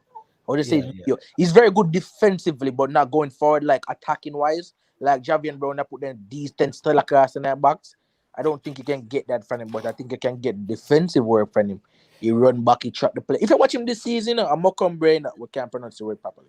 Morecambe, whatever his name. Morecambe, I think they pronounce it. Yeah, whatever the team name might be, right? If you watch him play, the guy play very good. Very good in my Amari Bell, but I don't know what's going on with Amari Bell, but the guy play very good. I hear people talk say the guy now have last 2, Amari Bell have last 3 clean sheet. Then she call Amari Bell and then the girl go because that. Me not understand with that, bro. The man perform, he perform. But at the end of the day, though, Taxi is more dynamic. Yeah, defend well, attack well, good at set pieces. So he will always start. Yeah. And that's why Javian Brown should have been in this squad over Alvas Powell. He is more dynamic. As I said to you, don't get no hopes up on Alvas because my bird is... Listen, let me take this time to we have an interview coming up with. Sorry, family, have an interview coming up with Javian Brown. So you guys can look out for that Sunday. That good, man. That good. And I'll be tuning into that as well. Yeah, man. Right? So it's a lot of things going on with the Javian Brown thing. So I don't even want to touch on anything. But because interview coming Sunday.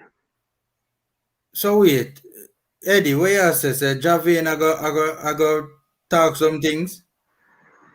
I'm not saying anything, just say tune in. Because from what I understand, the player is not too pleased, about how he's being treated, Because this brother is of common sense. Yeah, man, he's a very intelligent young man. And when him do the maths, he must say about how me now get a fair chance. Yeah. Andre, 1 second, guys. Andre, you just come backstage. I don't think I've ever seen you on here before.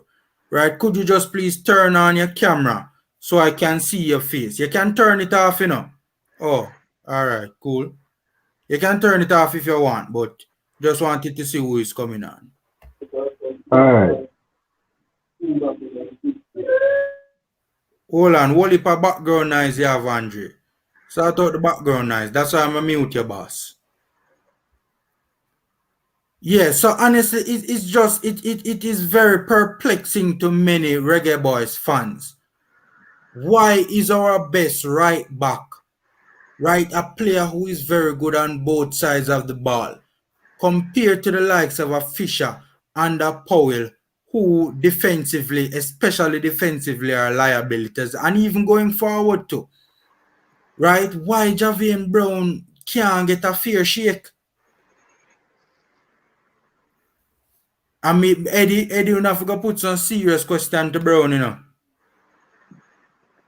We interview him already. Oh, all right, cool, no, And man. the sad thing is, we did it before the squad was announced.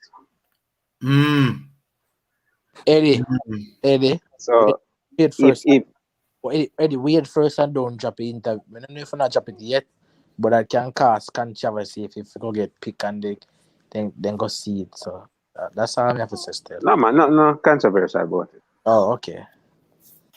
But that's a timing. That's kind of. Yeah. All right. Make we go to the midfield now.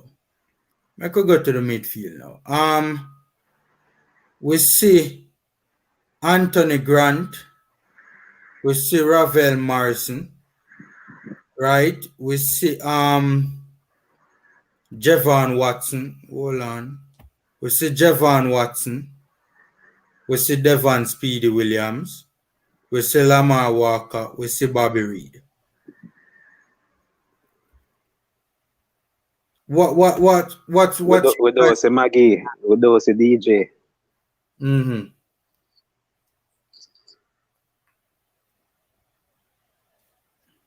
So those are your issues with it with the squad, Eddie? Yeah, because we know that Kevin Stewart and the cousins are unavailable at this time. So it is what it is. We're not looking to a Lambert or anybody else locally.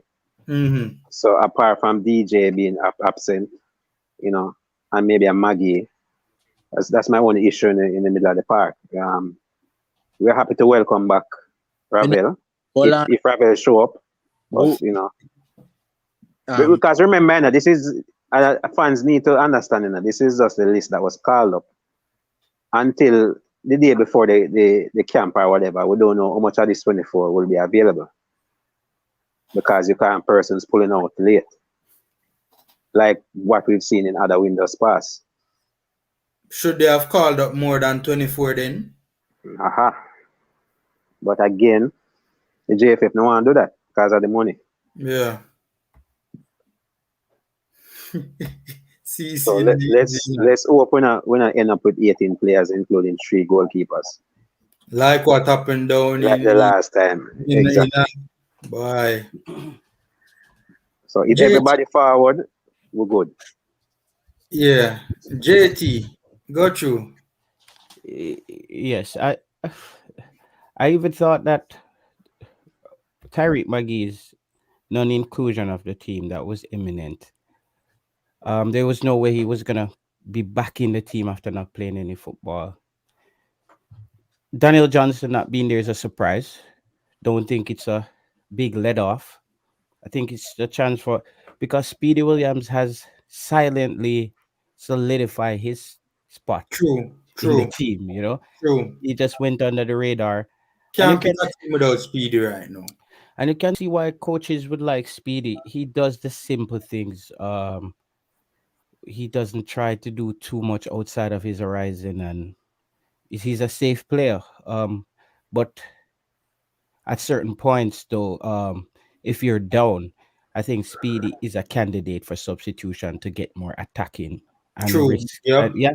And risk Yep. having provide that spark. Yeah, risk just having Anthony Grant in that area because Anthony Grant is not tackling too much. I think what he does very well is for me is his positioning. He's not giving players don't just have that free reign to just run through Jamaica midfield anymore. He without clogs you. up the passing lanes. Mm-hmm. That's what Clogs Yeah, up the passing lane. read the And game well. they and don't have a passing Hold option on, through the so hold middle. on. Now, cut a JT there, but entire Anthony Grant play for you. Notice when I lose a game, I even come off of the field, just look on it mentally. Anthony Grant come off in Mexico, will lose a game. Anthony Grant never play in the Panama game, will lose a game. Anthony Grant never play in USA, will lose a game. Anthony Grant play a Costa Rica, will draw the game. Anthony Grant play a yard against Canada, will draw the game. You know, Mexico is his only loss. Yeah, alright. but we weren't No, him they losing when come he off. was on the Yeah, pitch. when Yeah, he yeah, was So, on yeah. the pitch at least. Yeah, Yeah, yeah. It it's a just good shows point. you Alex just so, making is a very strong point. a great point, Grant Alex. play It could just be coincidence still, but Hold on. That is what take place with Javon Watson. Coincidence. come on, Formula. Coincidence. I think to go forward though, the only danger that I think Tapa might run into is he's married to the idea that Alvas Powell, Junior Flemings, and those guys have to be in the team. In a sense, they have earned their spots, but if we're gonna go off certain parameters that we would grade a player by, there are players that are capable of doing what they're doing. But I'm not gonna undermine the understanding of what I've explained to you earlier, Formula, and everyone else. I've come to the understanding that that's the big difference. The local players want to take the ball into space and run at the defenders, but they're not technically, I would say they're not technically refined. So they're not, their runs are just not following through. The English players have that technicality, but they don't run at players enough. And in this region, that's what's gonna get Jamaica there. This is why people has been asking for Tyreek McGee. It's not because Tyreek McGee's a tackler or he makes the most killer passes. It's that Tyreek McGee runs at players and open up the space. They just need to tell Ravel Morrison that we see Ravel Morrison done that for teams. Take the space. When you start having CONCACAF teams like that on the back foot, that's where their defense open up, where your strikers will get opportunities. That's what the United States does. That's what Canada does. They open it up so they can, those channels are there to make those passes. But it's So we because need they to have, make yeah. need to make use of Liam Bailey in a case like that, even though we have to protect Liam Bailey to an extent, given the fact that recent injury concerns. But To be I honest with think you, Leon Bailey is almost in the same position as Mikel Antonio. He's gonna have to be integrated into the team. This is a thing.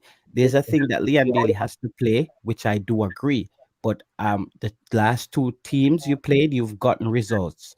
No, this you have yeah, to know how you're doing it, because you can't just take a Leon Bailey and put him out there and then you don't have anybody covering him. You're not gonna get you that have to work rate from Leon Bailey. So Leon Bailey affects the formation going forward. That's what it does. A Corey Burke affects yeah, your formation, the balance of your formation. He might be threatened to start Corey Burke out on the wing, like he did a few times. Corey Burke is attacking heavy. He's not gonna give Taxi a lot of work back. But I think if we have Greg Lee at right back, I think that the four at the back, if Leon Bailey is out there, we have to play four at the back. Though I would, because I want to see Fisher play in that same position where he's pressing players. Fisher had the energy. He was pressing the players in the midfield, and that's something that Jamaica hasn't been capable of achieving in past games, is to press till the team makes a mistake and turn over the football. With Fisher pressing Honduras, I saw many of times where he intercepted passes and he made the opponent made a bad decision. So how do you fit Fisher in with a Leon Bailey now?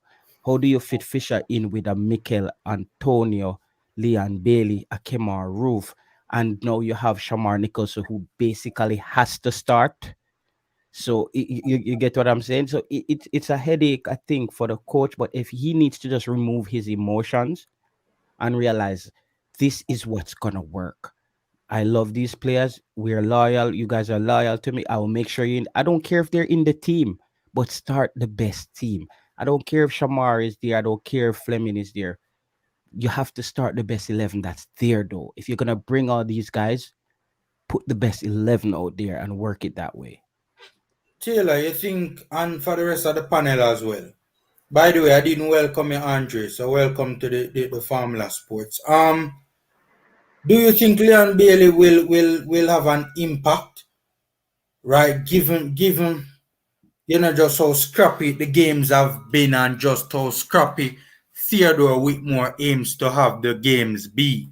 Do you think that Leon Bailey could have a real impact for the Reggae Boys in these World Cup qualifiers? You know what's interesting in this case is I think Leon Bailey needs to use these games as highlight reels and also a performance to show Aston Villa that they did buy a good player, because him not being out on the pitch, he's gonna be questioned. They're gonna question his ability to be fit to play. So if Leon Bailey comes out and have a stellar performance for Jamaica, this would send him, barring injuries, him using sparingly based on. I think the coach should use Leon Bailey based on their discussion and based on how Leon Bailey want to be used, the amount of time in. But I think Leon Bailey has to use this game as well as a showpiece to basically show the fans at Aston Villa that, hey, they did buy a good player. He's not out there on the pitch, but he just had a stellar performance for Jamaica in El Salvador. So By the way, Ishmael, Ethan Pinnock, from what we understand, won't make the trip because of issues with injury. Eddie, you think Leon will have a good impact for the national team given the fact that Theodore Tapper Whitmore seems to want fighters in his team more than people who are technically gifted? I mean, it all depends on the version of Leon Bailey that you're going to get. If he's 100%, which I think he's not, I think that going to be a major factor.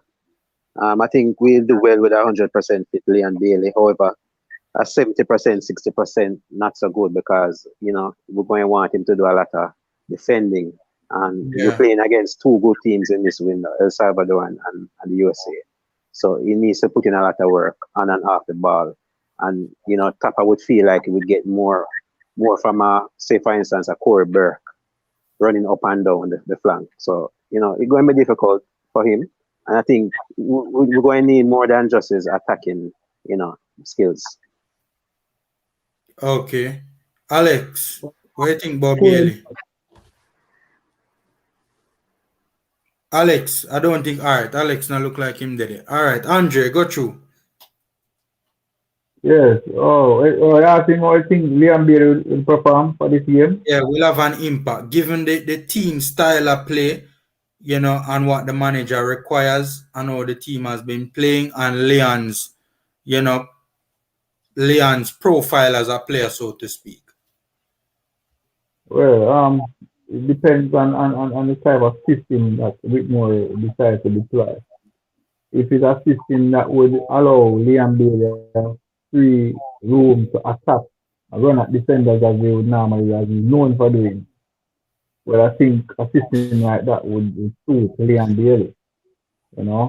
However, knowing Theodore's normal intention to have the players with hard work that is always to make sure that the defense is intact. That's Whitmore's main concern whenever he's going into matches. He's always like leaning towards the defensive type of football.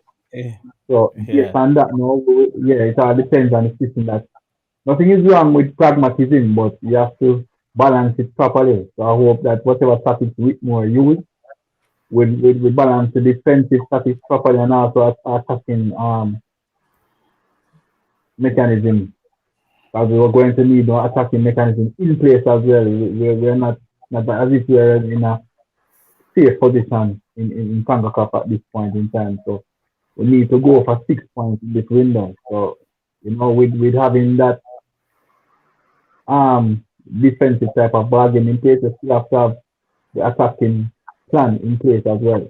So he more just has to use the right tactics to balance the defense and the attack properly. And hopefully that would give Liam the room to express himself as much as he would normally do, like what we have seen in playing for Bayern Leverkusen and stuff. But I have one thing I need to touch on though. Corey Burke, I understand that he's back, Yeah, you should but bring that Corey Burke comment from Travis back up on the screen where he says Corey Burke adds nothing to the team. I think it's a really interesting question. no, no, What does Corey Burke adds to the team? he's a very his work ethic. That's why Whitmore is one of his more favorites, as you know. But the thing is, I'm concerned about him being back so early after injury. I'm not sure. Probably he's fit enough. I'm not sure. But that's the only concern. But Corberg is a very good player to me. I don't know. Everybody have their own opinion, but to me, he's a very good player. He gives you that work rate on the field. He To shooting me, up there. Yeah. to me, Corberg is just like Shamar Nicholson, but just an upgrade in technical ability. I think technically he's a better striker than Shamar from a technical ability standpoint. Yes, I would say that too. Technical ability, Yeah, that's a true. little bit more experience I and agree. I agree I think totally. And he has more no experience. refined. yeah, both are raw. Yeah, exactly. That's true. I agree totally with what you both are saying. I think I am of Corberg is the a opinion, strong. I am of the opinion, guys, that if it's ever a case where we feel like we need a Boza type of striker, I think we should go with Burke over Boza all day, every day No, for no, me. no. I think what Boza has been like doing very well in this campaign. This has like gone under the radar a bit. Is his defensive work on headers, getting the ball out of the box whenever there are But set Burke pieces can do against that him. to I JT. know, I'm talking about the one who has been effective doing it. I haven't seen Corey Burke doing it, but I've been seeing this popping up a lot where Uh, Shamar Nichols is back in the box, clearing a header for Jamaica, because those areas has been a weakness for Jamaica in the past, where we don't deal with set pieces very well. So I realized that Shamar Nicholson's defensive help is actually keeping him on the field much on the pitch longer. I've noticed that. Look at the games. He's I don't know the stats on it, but he's clearing headers for Jamaica at least 2 to 3 times per game. But JT, I have an issue with Shamar, right? Because in terms of he's a striker, right? So his main job is the attacking side of it, right? And apart from winning first balls, and when we go along, and also he has gotten 2 goals in the campaign. To be honest with you, I don't think from the attacking side of it, I don't think Boza contribute anything else. I think Corey Burke has the ability no, to give you more. no man, formula. But I Yeah, think the major I difference is that Bowser will get into the right place at the right time. That's a fair point. He'll get a lot of chance, and I think Fair that's the point. reason why Yeah. he's really in the team. Fair point. He's Fair. not as clinical, but he will give you the chances. That's Yeah, a that's a yeah. that's a I can't argue with that because He's very good. that is the strong point That's of where you're Boza. gonna have to team him up with then another striker, though. I think to get to where he falls short, that's where you're bringing another cutting edge striker to play with him. Exactly, So he's exactly. not taking all those opportunities by himself, where we know his conversion percentage is very low. So you want another cutting edge striker up there with him, where he's potentially every 1 out of 3 times he will pass it. So hopefully he passes it in a good position. All right, Taylor, look at the perspective that I'm looking at it from, right? A whole heap of times I saw Boza win the first ball, right? Roof put himself in a good position to be able to link up well after those first and second balls, right? Mm. My thing is that when Roof was up top and wanted to, for instance, link up with a Shamar Nicholson after Boza won the first ball and and Roof won the second ball, right? Mm. Whenever he would have made that pass, right? Whenever um Roof would have made that pass to Shamar Nicholson, right? To provide that link up play. Nicholson was always losing the ball, right? Well, Either a bad pass I think or we can beat the Shamar Nicholson horse because I think he is what he is. Right now, to be honest to your family, like we both know where he is in his career currently. He's I'm thinking he's also a player that's working hard to get where he needs to go. As I have to agree with you 100% on the fact that he's a player who always seems to be in the right position around the football yeah, in yeah, front of goal. yeah, Now, this is why I'm saying that we have to move away from the single striker if we're gonna start Shamar, because he's gonna have he needs too many chances to score one. true. That's So, so in That's very so yeah, so in in some of those cases you want him passing to a more clinical striker. That's what I'm saying. If he's passing at least once out every three times in front of goal, that's another striker on the But ball. JT, that's another issue. The player as well. His passing is not the best. Even short passing. He doesn't really pass, he rumbles along. Like it looks like he's like tripping over players and stuff, but he finds a way to stumble onto the ball in the right areas. For some reason, I don't see him beating player. He just rumbles because he's also physically imposing. Yeah, And yeah, I, he's I, a I big and you can see the small players tend to have a hard time. And you're like, he looks like he's not going very fast, but he's making up a lot of strides. He's a player where the coach is hell bent on him. We can't beat him. He has been delivering. I just think the coach yeah. hasn't given him enough help. Last week with the last game with Roof, I think is the most help he's gotten in a while, and it kind of worked out. Yeah, facts, JT. He definitely needs some support up top. Somebody to kind of take the load off him, and somebody that is more clinical, as I said earlier. Yeah. yeah, yeah. See, I think would you guys agree with Mikel Antonio and Shamar in the starting lineup? Mikel and Shamar on the pitch at the Uh, same time. Boy, no. uh, Yeah, that one day. I would go with it if that's how we have to get it going, to see that Yeah, it because doesn't work. How would yeah, that because work, though, Andre? How would that work? It's gonna have to work. well, That's the thing. probably well the formation is one. have we seen that? Have we seen that two up top? No, we have not seen that combo, and I don't think I want to see it either. Well, that's the thing. No, but Mikel Antonio tends to play back a bit deep as well sometimes. He comes back So for the Shamar ball. could be the one in the head, and Yeah, Mikel Antonio would be the yeah, one doing the work, yeah, if yeah. Because anything. the But thing, yeah, you can do that. the chances that Nicholson may miss, that's another Him going miss concern. exactly. That would be a good. That's a Sticky, good it's off. idea. The sticky In man. the way how I say, But probably, in but Hold probably on, that would hold bring on, something hold on. out Two in men can Cavani, talk one time. Cavani and Ronaldo can play for one side. Why two of them can play for the same side? But well, Who? yeah. Understand? No But difference in but that. Udel, but that's not No, a good example. a quality that you talk about, you know. And exactly. No quality, Antonio, no quality, and No, they Bowser, no no quality, So same those way. are two world class Bowser players. exactly Bowser quality not on par with Antonio. In the on par, but how am I going to learn? No, I but the learn, thing I is, you know, learn when you from have best. when But you this have is two not the world time for class players learning, playing Udel. together, you don't need no time. When you have two What I make them experienced bring world class together. players, you don't need no What I time. make them bring together. Udel, this is another time for learning, though, you know, my boys. Exactly. Well, say, hold on, from World Cup qualifier start, where them are? You see them look like them learn nothing? I learn right through. Coach himself I learn from the job. You know see that too? Yeah, but we want to limit the amount of learning that has to be done. Yeah, Doesn't matter, man. All right. I try things.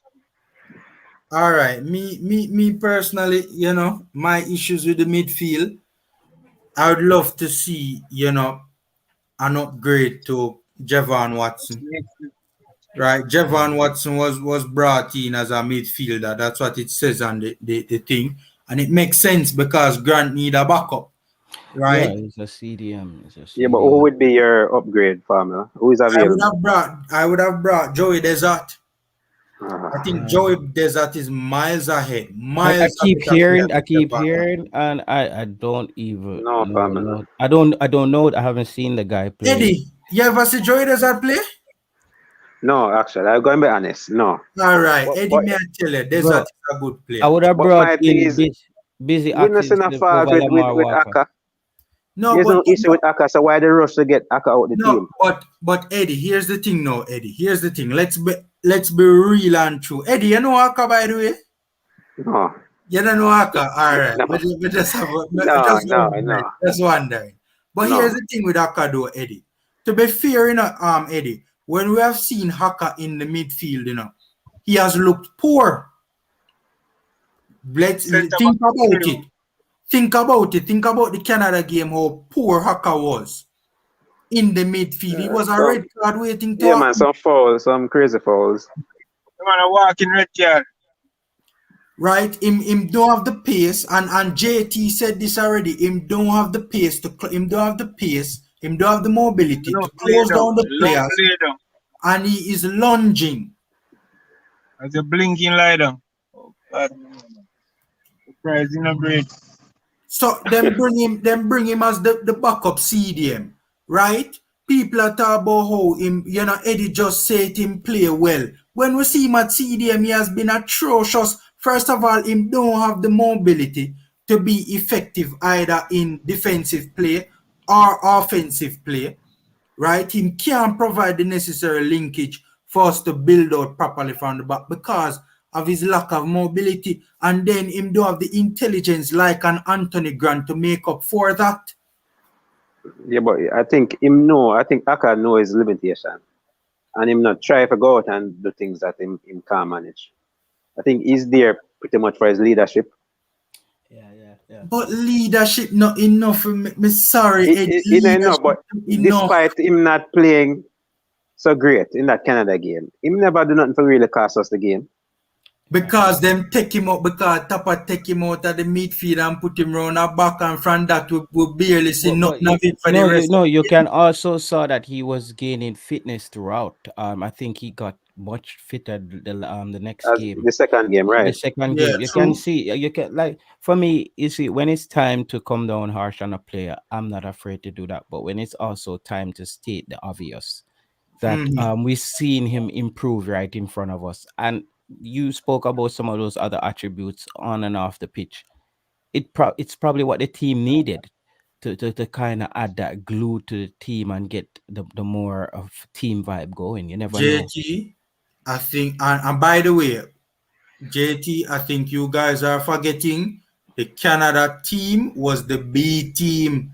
The Honduras team did not play well. I forget that, man. We are rave ball, we get the 4 points, I when I realize that Canada's depth is poor, Canada don't have the depth, They might have a good starting 11, but It them don't don't have the matter. depth. It don't matter formula. Oh, it no matter, Eddie. Yeah, No man, matter. You can't want to play who in front of your formula. Yeah, but It's Eddie. not our fault. Them never full strength. But Eddie, if the man look poor against Canada in the middle of the park, imagine how him gonna look against a hard running El Salvador team or a midfield like the US. Remember the last time we see Javon Watson in the midfield against US, man. It was problematic, No, I don't think we'll see him in the midfield again. But he I is the think if you're going to backup. say a Javan Watson at centre back, if we're playing in our three, But him because based on is the players that we have, I don't see him starting really. then that means the selection poor then, Eddie, because that means out of the two deeper line positions in the midfield that we have, 3 players alone we have to play then, if that is the case. Because you think Tapa going to play a Haka and Anthony Grant again? But I know in Tapa, Eddie, Well, honestly, it wouldn't surprise me. Because what's the sense of bringing a Ravel in and a Lamar Walker? It's gonna be interesting to because I would have brought in a bit Atkins over Lamar Walker. I just believe in having one raw talent on your team that's capable of doing anything at any point. Like I just believe that because you just want to make sure you have a player like that out there sometimes where he can't cost you the game. But he's on trial, JT. So Okay, even better. He's on trial, so that means people are onto him because yeah, it's a play like I like players like that. That's not finished. That's not the finished product. Though he's gonna get to whatever team he needs to be. International football, because I remember was this guy Sanchez from Portugal. Sanchez from Portugal. Who was the guy with he the had midfielder, dreadlocks? the dreadlocks, yeah. Yeah, Yeah, man. We use a pick Bayern Munich and if they Oh, there. you Yeah, mean Renato Sanchez? Oh, Sanchez, Sanchez, right? yeah. We watched that guy in the World Cup made his mark on the international football. Nobody, Mhm. a lot of people can't come out and say before that World Cup Sanchez was on everybody's tongue. And in the Nobody Euro knew. this year too. to be He fair just though, is the dominated, and Euros he him was did a get kid. him. He play good in a Euro too. Is the Euros him did really get him boss. No, that that World Cup, was it the World Cup where he was dominating in the midfield? No, man, I think of the Euros you are talking about. Euros, Yeah, yes, it mix was up the the Euro. Euros, man. Yeah, the He Euros. was dumb. He was, and he was a kid. Comparing, they Yeah, started to he was a question his teenager. age. They started Yeah, to question his age. he That was a was teenager. that was an unfinished product. He's still going through that transition. He's a good player, but he still hasn't peaked out at his full potential. So when I see players like Atkins and those players, I like when players are at a certain height as well. Players, those kind of players, they tend to be very hard to track for bigger defenders. Because if you look at the ratio at size, height, or defenders comparing to players like that, that's why a lot of people don't understand Sterling. I always use Sterling, Raheem Sterling. I saw him do something in the Euros this year where he learned that lately in his game. Somebody helped him develop that where when he make a move inside the 18, he would slant his body in a certain way to make sure he gets underneath the defender. Him being a smaller player, the defender is now in two minds. How do I get the ball, or how do I not foul him? Mm-hmm. So he always have an advantage. So certain defenders come onto him, they're very cautious, gives him more space. That's why he has a lot of assists. He doesn't score a lot, but he also draws a lot of foul around that area. And that's where I'm saying those smaller players, they are a headache when they're good. When they're really good, they're a headache for big, tall defenders. Mm-hmm. Yeah, yeah, yeah. No, yeah, I agree. I agree. Man of Steel, jump on boss and so quiet. Oh, Brian, I look like him there at the moment. Yeah, but honestly, man, I think it also says something. I think the selection, the squad selection, says a lot about Tapa's mindset and how he sees the game and how unimportant he sees the midfield. Because look at it, he has so many centre forwards in the squad, but the midfield again is so thin in terms of the amount of personnel. Yeah, it seems like we're just not blessed at this moment with a plethora of midfielders. They're just not there. That's But the something. best ones we have, they don't. Him not calling up But JT, who are the next best midfielders? Because Joey Desert. I'm gonna do a video on Joey Desert yeah, because I then don't think a lot of people yeah, understand the quality of this player. because I Right? don't know about Joey Desert. I keep hearing the name, but I haven't felt that push. Yeah, of course, Where I Where him saw we where people. where him play? Him name He play Desert? him, Desert him he, name? he plays at Orlando City, right? The Desert. thing about him, The the main MLS. the main issue with Desert is that he is playing for a team that has two very good deeper line midfielders. So what happened during this year? He got a run of games. He's young, by the way, but during this season, he got a run of games because the CDM Mendes was out injured, right? And during that run of games, even the commentators were hailing this player's performances, right? Um, the thing about it though is that the brother we have him game is a very good player. Very, very, very good player.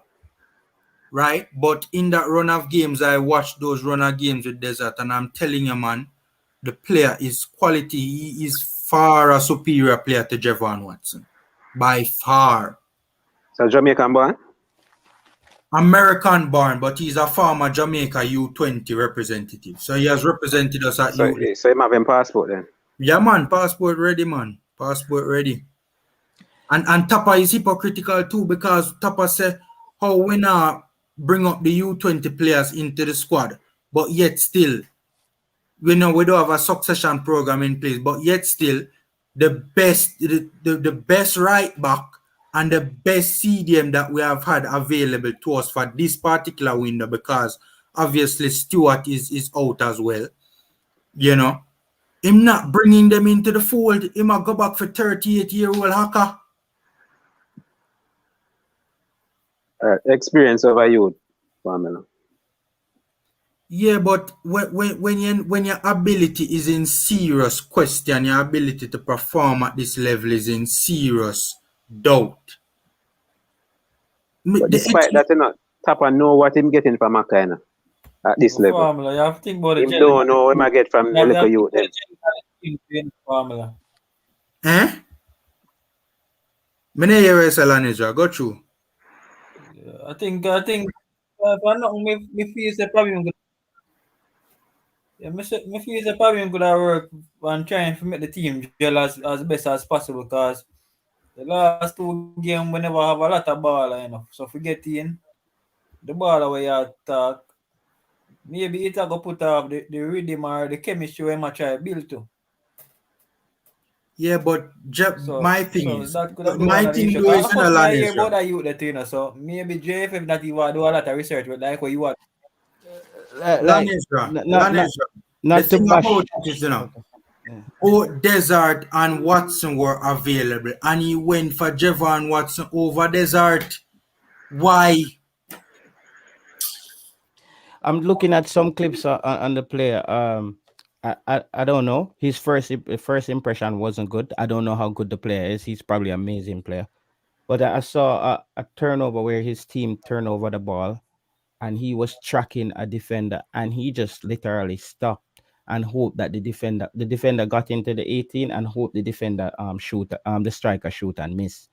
So I'm thinking that's a player to me that seems like he could shut off in games. Maybe that's something that the coach probably can. No, I think I see. think I know the player you're talking about, Taylor. I Mhm. think what happened with that is that initially when he started to play for Orlando, his match fitness was not up to scratch. Okay. It wasn't up to par. So initially his tracking was off, to be fair, but it improved greatly as as he continued to get more games and continue. As long as he improves, that's all we can ask of him. Look, I'm not saying Desert is the greatest thing ever, you know, right? He's still young and he still does have some improvements to make, right? But he is a talented player. He's very good on the ball, very good in tight spaces, right? And you know, I think especially going forward in terms of his ability in tight spaces, his ability to be press resistant. You know, he has some skill about him as well. Very good on the ball. His passing is very good as well. I think the player is an upgrade to anything that we have. I think even in certain aspects, he's even better than Anthony Grant. I'm gonna go question. Go question ahead. though, Pamela. One question. Mm-hmm. You know Desert? If I no, I've never met Joey Desert. Don't know him from Adams. All right, carry on. I know ability when I see it though. The other day, Mannings actually did an interview with a kid. What is his name? Kyle.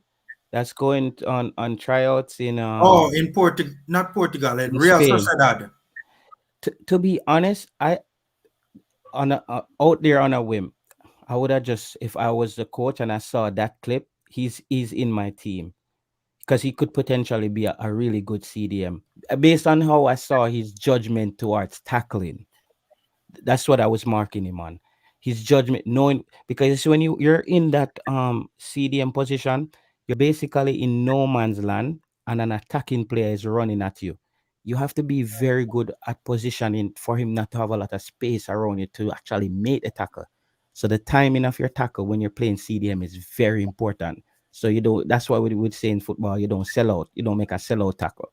It's to where you just tackle out a position. So seeing that kid's tape on Manning's show, I was like, he would make a good CDM, to be honest. And at his age, adding depth, you can't lose. Let him show himself in training. If you're seeing it, it's working. There's some players. It's a reason why he's going to Spain on tryouts. You don't have to actually wait till he makes the team. They actually saw something that he's capable.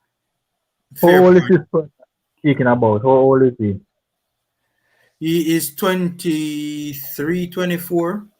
All right. Okay, good age as a footballer, and only has a long way to go. Like really bright prospect given his Yeah, age. he's going on trial at Real Sociedad in Yeah. La Liga in Spain. I think he can be what Grant is in the future at CDM.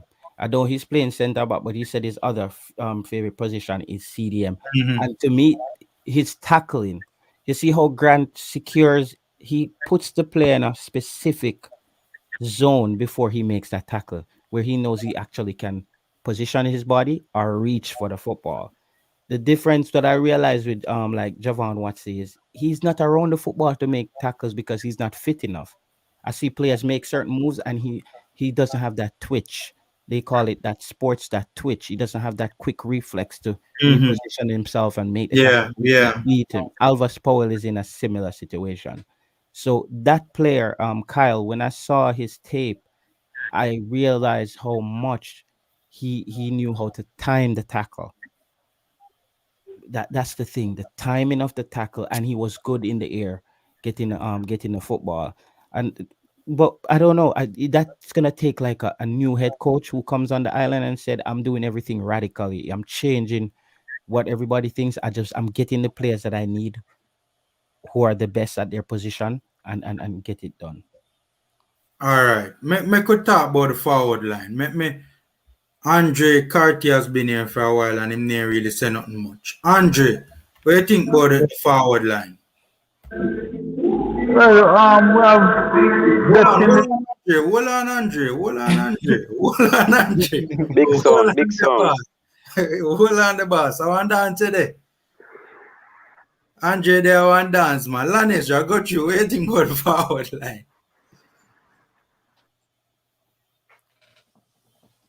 Lanes, you there, the boss?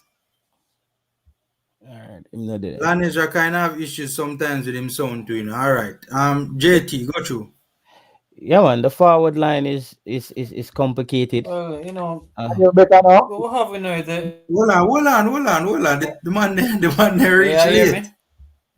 No, can you hear All better now? right. Hold on. All right. JT, hold on a sec. Make, Yeah, man, make that's fine. Andre get a blind and then Lanesra.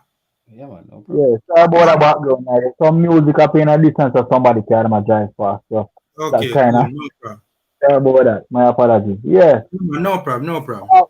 yeah, the forward line, there's a lot of depth as I can see right here. We have some good strikers from what I see. We just have to deploy the right tactic formation to facilitate them. I personally believe um starting Chama and Mikel, I don't think it would be a bad idea, but the coach would have to definitely know who he would have to put in a position to do more work than who or whatever. And given the fact that Chamar may not have that much work rate as a Mikel Antonio, I don't know how he would balance that, but I think it would be a good idea because what I look at is that Chamar to me may have a point to prove so that can bring out even more than what would have been seen in other games, given the fact that he knows that Mikel Antonio is a striker that people are talking about. They would not want to like fall on the pecking order, knowing that Mikel Antonio is on the field at the same time as him. So that might just, spark some Yeah. more fire in my belly. So, that's why I don't think it's a bad idea. But, the tactics deployed by Whitmore are going to be something that, will be the difference as to whether it would work or not. So, I don't think it's a bad idea. Me personally, I don't think that's a bad idea. I think they will bring out the best in each other. They will feed off each other in terms of wanting to prove a point then, so to speak. You know? I don't All know right. what anyone should think about that, but that's my take. All right. Cool. Lanesra, what do you think about the forward line, boss? Lanesra disappear again. All right. JT, got you. JT disappear now. All right. Eddie, what do you think about the No, forward no, line? no. My Oh, mic was JT there. muted. JT. My Okay. mic was muted. Big up Oh, you know. everybody. Oh, cool. Yeah, big up J Dice and all of them people. Travis, everybody, Richard, don't know. Yo, so the forward line is another confusing one. Lot of options. Where to play them is the big issue. Where to play all these guys. Um, Everybody's gonna say based on Kemar Roof's last performance, he has earned his spot to start. True. So that limits the number of players that can come in. If Leon Bailey is not starting, it won't be as complicated. If Leon Bailey has to start, things get very complicated for the coach. Mm, good Um, point. so it's I think if he plays Leon Bailey based on where he is injury wise right now, would be a good thing. Start some fresh legs and have Leon Bailey maybe come in on the second half, work his way into the last USA game by getting some proper running time, but maybe not starting the game. Or let's see. But the worst thing we don't want to see is Alvas Powell walking out there. We don't want to see Alvas True. Powell singing the national anthem at the next game. That would be catastrophic for us as fans because it's gonna be like watching that movie all over again. It's called past walk past Alvas Powell when you see him. It's just like he puts up no resistance as far as tackling is concerned. He's Mm, always out of position. Alvas Poel is just always out of position. Look at all the tapes, and he's just scrambling back. And I'm like, what does the coach see in this guy? This guy yeah. knows something that we don't. He obviously has the formula. You're not the formula. Alvas Poel has the formula down for this team. So hopefully it comes through. Hopefully Alvas Poel is not allowed to hurt the team as much. Now we have a Greg Lee coming into the squad who is capable of playing at the right back position. That should at least bolster that position. Hopefully Mariapa stays out there and we implement the three at the back with Liam Moore to stay in that attacking realm. And no, the Honduras game gave us a blueprint where we played higher and we limit the amount of space in the midfield. No, that was the problem we were having when we have guys like Ravel Mars. Our defense were dropping back too deep and the gaps in the midfield was too huge for him to break through. So no, when we limit the amount of space in midfield, players like Ravel Marsic should be able to be very effective. And then we can start Mikel Antonio and can start Kemar Roof on the right, not for so Leon Bailey wouldn't be starting. Mikel Antonio and Shamar Nicholson up front. And you're gonna have what? Flemings on the left and Ravel Speedy and Anthony Grant in the midfield. Because he's gonna go with that teaming of Speedy Williams and Anthony Grant. Yeah. Okay. Eddie, you have any thoughts on the forward line? Yeah, I mean the forward line, a lot of options, whole heap of options for Tapa. I don't know if Yeah. that's a good thing or a bad thing, because he pretty much can pick a name from out of the hat. And with 5 substitutions, at any given time you can throw on 2, 3 strikers. But for me, a lot of strikers on farm, we look at the Kemar Roof, Shamar and Antonio, pretty much on farm. So for me, is Roof plus another one. So whether you want to start Roof and Antonio, Roof or Bowser, I think that's the formation. That's the two that we should start with. Cool, cool. My issues with the forward line, I would love to have seen Jamal Lowe in it. Right? I think Jamal Lowe should be in it over Flemings. right? I mean, an argument could be made for Blair Turgott as well, right? But especially Jamal Lowe, it is shocking to me Even that Lamar Walker, he could have been in there for Lamar Walker. I think Lamar Walker was also brought with the intention of being providing some coverage at the, as In a number midfield. 10. No, Lamar Walker and Tyreek McGee, they are battling for a resident Jamaican spot. That's what you call a resident And Flemmer and and from Javanese. you see, so those spots are designated It's for about three spot. USL players to battle for and Jamaican players. So whenever Topper drop one of them is if he drops Lamar next, Peter Livas is coming in next. Coming in, right? So they're competing for that. So that's why I said to you, within the team, there are three teams within the team. We have the English based players, we have the Andre Blake and those other guys. And then you have the USL guys who are chopping at the heels of those guys. But I still think we're missing at least one local player or two local player that I think could have come in for the USL players. I'm not saying for the English based players. I want people to hear me clearly. For a Lamar Walker, I would have bring in a Atkinson. You have nothing to lose there. And for Haka, yeah, man, he kind of just placed himself in the team as to where he's very hard to replace right now. But yeah, Alvas Paul, if you're not gonna bring Javon Brown, you bring in a fresh leg that just ended the Premier League and can produce something. Let him come and prove himself. So I what, was actually, sorry, 1 second. I was actually planning to do a video today on why Javon Watson should not be in the squad. And I just don't, because the squad dropped earlier than anticipated, I got you, Eddie. yeah, man, don't do it. I'm glad I never do it. But my question is though, going back to the Jamalo, why isn't Jamalo in the squad?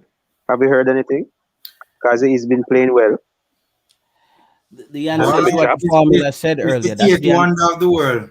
the formula. You said the answer earlier. Tapa is Oh, Tapa mm, likes players who are more it was more a hardcore passion driven player than a more technical player. yeah, he prefers the rugged type of players over the creative Appreciate. ones All right. Why is big up and the yourself? technically gifted ones. Yeah, big up yourself, Cranky. Why is Haka difficult to replace?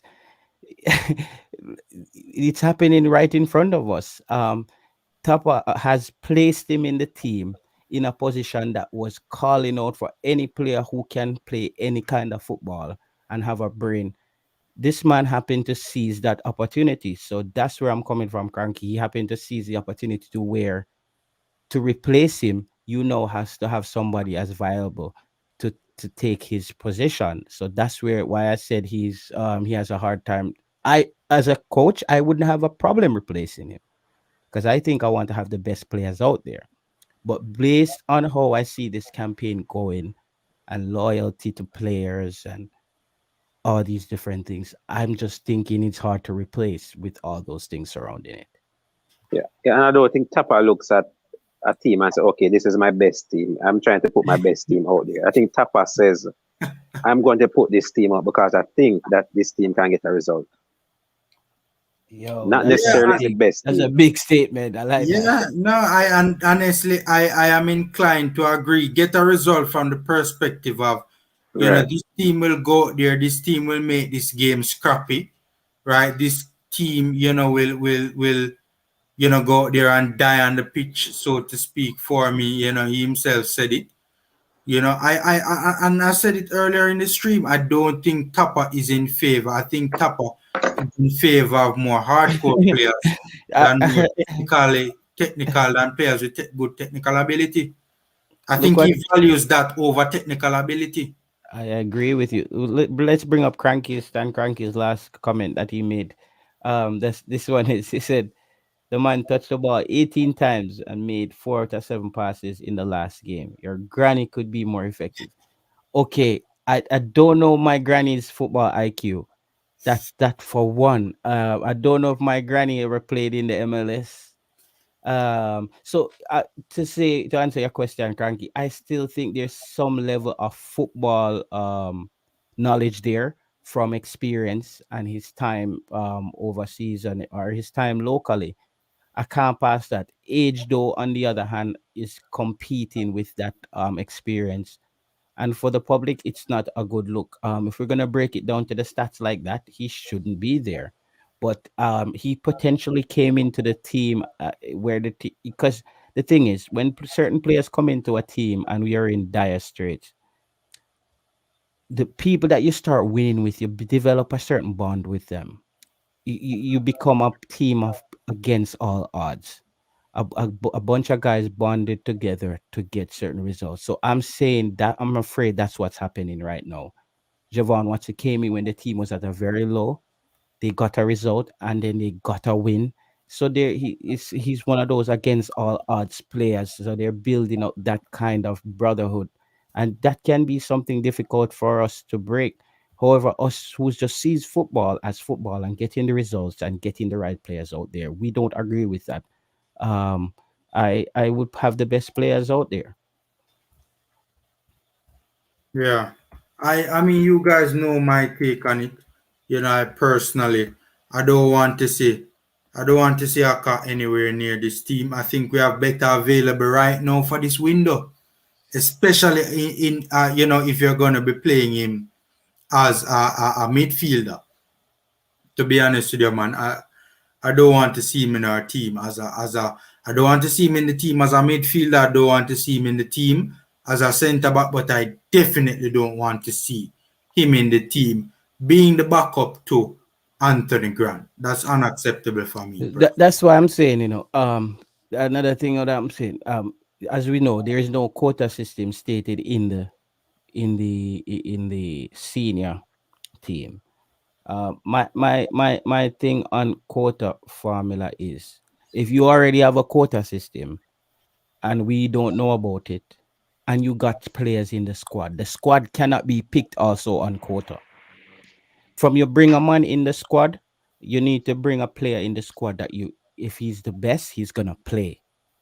I rather you have it where you're letting in these amount of players, but once a player come in, we can't have a Andre Gray on the bench and Shamar Nicholson missing goals and stuff like that. Because there's a quota system in the team that we don't know about. So I think we have to. I hope they move away from that idea that, listen, you can only have this amount of English players or this on the pitch. We need to have the best 11 on the pitch. However, you want to go about picking the squad, I cannot hold you to that. But from the squad that you have, then we need to see the best 11 on the pitch. Yeah. All right. All right, let me just touch on Cranky. Cranky, big up yourself. But in terms of the hacker situation, what he said, the hacker touched the ball 18 times. He touched the ball 18 times and made 4 out of 7 passes in the last game. Your granny All right. could be impressive. I want to know. Yeah, I want to know how many touches or passes the team and a whole made. As I don't think it's more than 200, mid 250, 60 thereabout. So the question I now have to ask: do you want your defensive midfielder hacker to have in 50 touches, 60 touches, when the entire team is averaging 200 plus? Well, he's not here To to be reply fair, in to the that. last Yeah, game, you can leave it, drop it in the comment in the section. last games, to be fair, in the last game, most of the game he spent in the back line. Most of the game he spent, as a centre back. I think So Yeah, and we have I to think Eddie understand Gouda. football is a game. Sometimes you don't see the ball a lot. It doesn't mean that Yeah, you're I not think involved, or it just the ball bounce. And I made the I think point earlier: if a goalkeeper don't make any saves or don't face any shots, it's not a knock on the goalkeeper. That's what you want. You want your defensive midfielder to have an easy game. yeah, I think you were I making a think good the point though. argument, I think the argument is that it almost seems as if either Haka is hiding from the action or the team is hiding Haka, in terms of the team is really and truly trying to shield Haka from, Formula, the entire from team the is action in because they hiding. don't But want I him to want to be know, as I said, exposed. the entire team, how many passes? The entire That's the team is in big hiding. question, you know. So sometimes we can't just look at individual stats. I don't Yeah, want Haka or Anthony Grant touching the ball 50 plus time if the entire team going to touch it 260. and for me, the stats, I think these stats things they work for certain players, and certain times you need to look at things, and if that's the way you want to track things over a season. But sometimes you're not seeing a stat saying how many times a player plugged up a area, a channel, a passing channel. How many times a player tracked a player enough to track back out of position? Exactly. You get what I'm saying? Like, and those things come off the eye test as to where you see a player out there and you said, okay, he might not got the football, but he accomplished what I needed him to do. Especially when you're doing zone marking. When you're doing zone marking, you're not specifically marking a player, you're marking the zone, the area that you don't need the ball to come through, and then you have other defenders coming around there to clean that up. It depends. So it's a lot to look at. When I look at stats, it works for certain things, but there's certain things I need to see from specific players on the pitch where I could say, okay, that performance. Obviously, he wasn't fit the first two games. The second game, you saw his fitness got better, but he's still a liability against tough teams. He's gonna get exposed, and it's gonna be too late. So hopefully, we're not too. I hope the coach is not married to the idea that he has to be out there now that he's in the squad, and you have more fit players on the bench and players who are ready to go. All right then. even if Guys, we are in Formula. yeah, what you saying, Andre? Oh, that is man. Oh, Yeah, Lanesha jump back in. Me never wait. You yeah, never man. jump off ice stream, Lanesha. Yeah, but they are talk, but like they never they hear me, so me try Oh, disconnect and connect. So me there still. oh. Me I listen when man I say still. Yeah, Mm-hmm. that Javon was saying, maybe him there because of him ability to play more than one position, which Whitmore has used in this tournament. Even me have to say, even what Cranky said about the stats, I think he was playing the no center back in there playing at the El Salvador game. In the Honduras game, he Honduras. started out in the Yeah, midfield and yeah. then he was Was moved switch, into the back line. was switch to centre back after a Yeah, while. Them switch to centre back after a while. is Defensive where he make. midfield. That Go is through, that Lanesha. Defense. is good for the fact that we not concede a goal and him only make 18 touch. That is not a bad. I wouldn't say that's a bad. That's bad. If you're a man where they run at the back and if him even get one touch in the game and you play around at the back, that's a good thing for me. In terms of the turnover, it probably unfair if you look on him alone and say that when maybe a lot of the team, had an average probably similar to what he had. I feel same then at the team because Whitmore probably the same can probably play around the back. And even when I'm watching the match, even against Elsa against Honduras. I think that for me, Lueno was more of the liability for me because Lua was just Yeah, he's a Low player was that all was over the place. Yeah, him Low was. I'm gonna do a tackling video on data. that too. Yeah, so even if you compare against the two of them, brother, it's like what's a look more level headed to me than a Lua in terms of I think the I think available. Like, I think Formula Whitmore everything. bring what I think Whitmore bringing Javon because of an experience. Too. He has been on other previous campaigns, World Cup campaigns, and he's a youth to work hard, and probably in Whitmore's eyes, he's a player that you can trust. So I don't know. I must say I wasn't in agreement with his inclusion at first, but him perform good enough, in the sense that him get the job done. But the same thing that we're talking about in terms of better teams, they might get exposed. Well, I hope he doesn't. I hope his level of fitness will get even better as time goes by. Just I, hopeful, but yeah, I not do hope bad. Java. So far, so far, and give a Yeah, good account and say, can't complain. You know, so yeah. far. I hope Javon Watson and all these guys are, because as and Fleming, they are the players that Tapa is, I feel like Tapa is also kind of using them to show the other English-based players how he wants to play. Because though, That could be yeah, because though they are not, Because to be fair, yeah, many criticized the Panama performance and said it lacked intensity. yeah, yeah. So I Right? think The Tapa, English players yeah, looked like they weren't. I mean, we all, JT would know the reason as well. We know the reason as well. Well, we suspect we know the reason why, or in my opinion, I think I know the main reason why the UK based players in the Panama game, the intensity was down, the energy levels were down, right? The fight and the determination, it appeared to be down, yeah. right? I won't say it out on the live, and it's not the sun, by the way. It's not the sun. It's not the heat from the sun, but How are them But sell the from game? it, no no, man, no. no Sell man, them sell the game? no But man, nobody not sell the game, look, boss. Nobody look not. at this. Look at this format. What I'm saying is, team chemistry was lacking there, I believe. Still, That was a these, part of the issue. It was a to be fair, it was a number of issues. It was a number of issues. so it goes yes, back. It goes back to the example of what I'm trying to say. That him. Listen, the players that are said to be his core players, we all know they're lacking certain abilities to be that top class player we need them to be. But I'm saying I'm starting to realize the purpose of having them there. I think Tapa, as you said, also the intensity.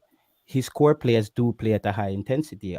Fleming, he might not be doing the right thing, but he's high octane, high intensity. I think Tapa wanted enough of those players out there as well to kind of push the English players into picking up the pace he wants to play.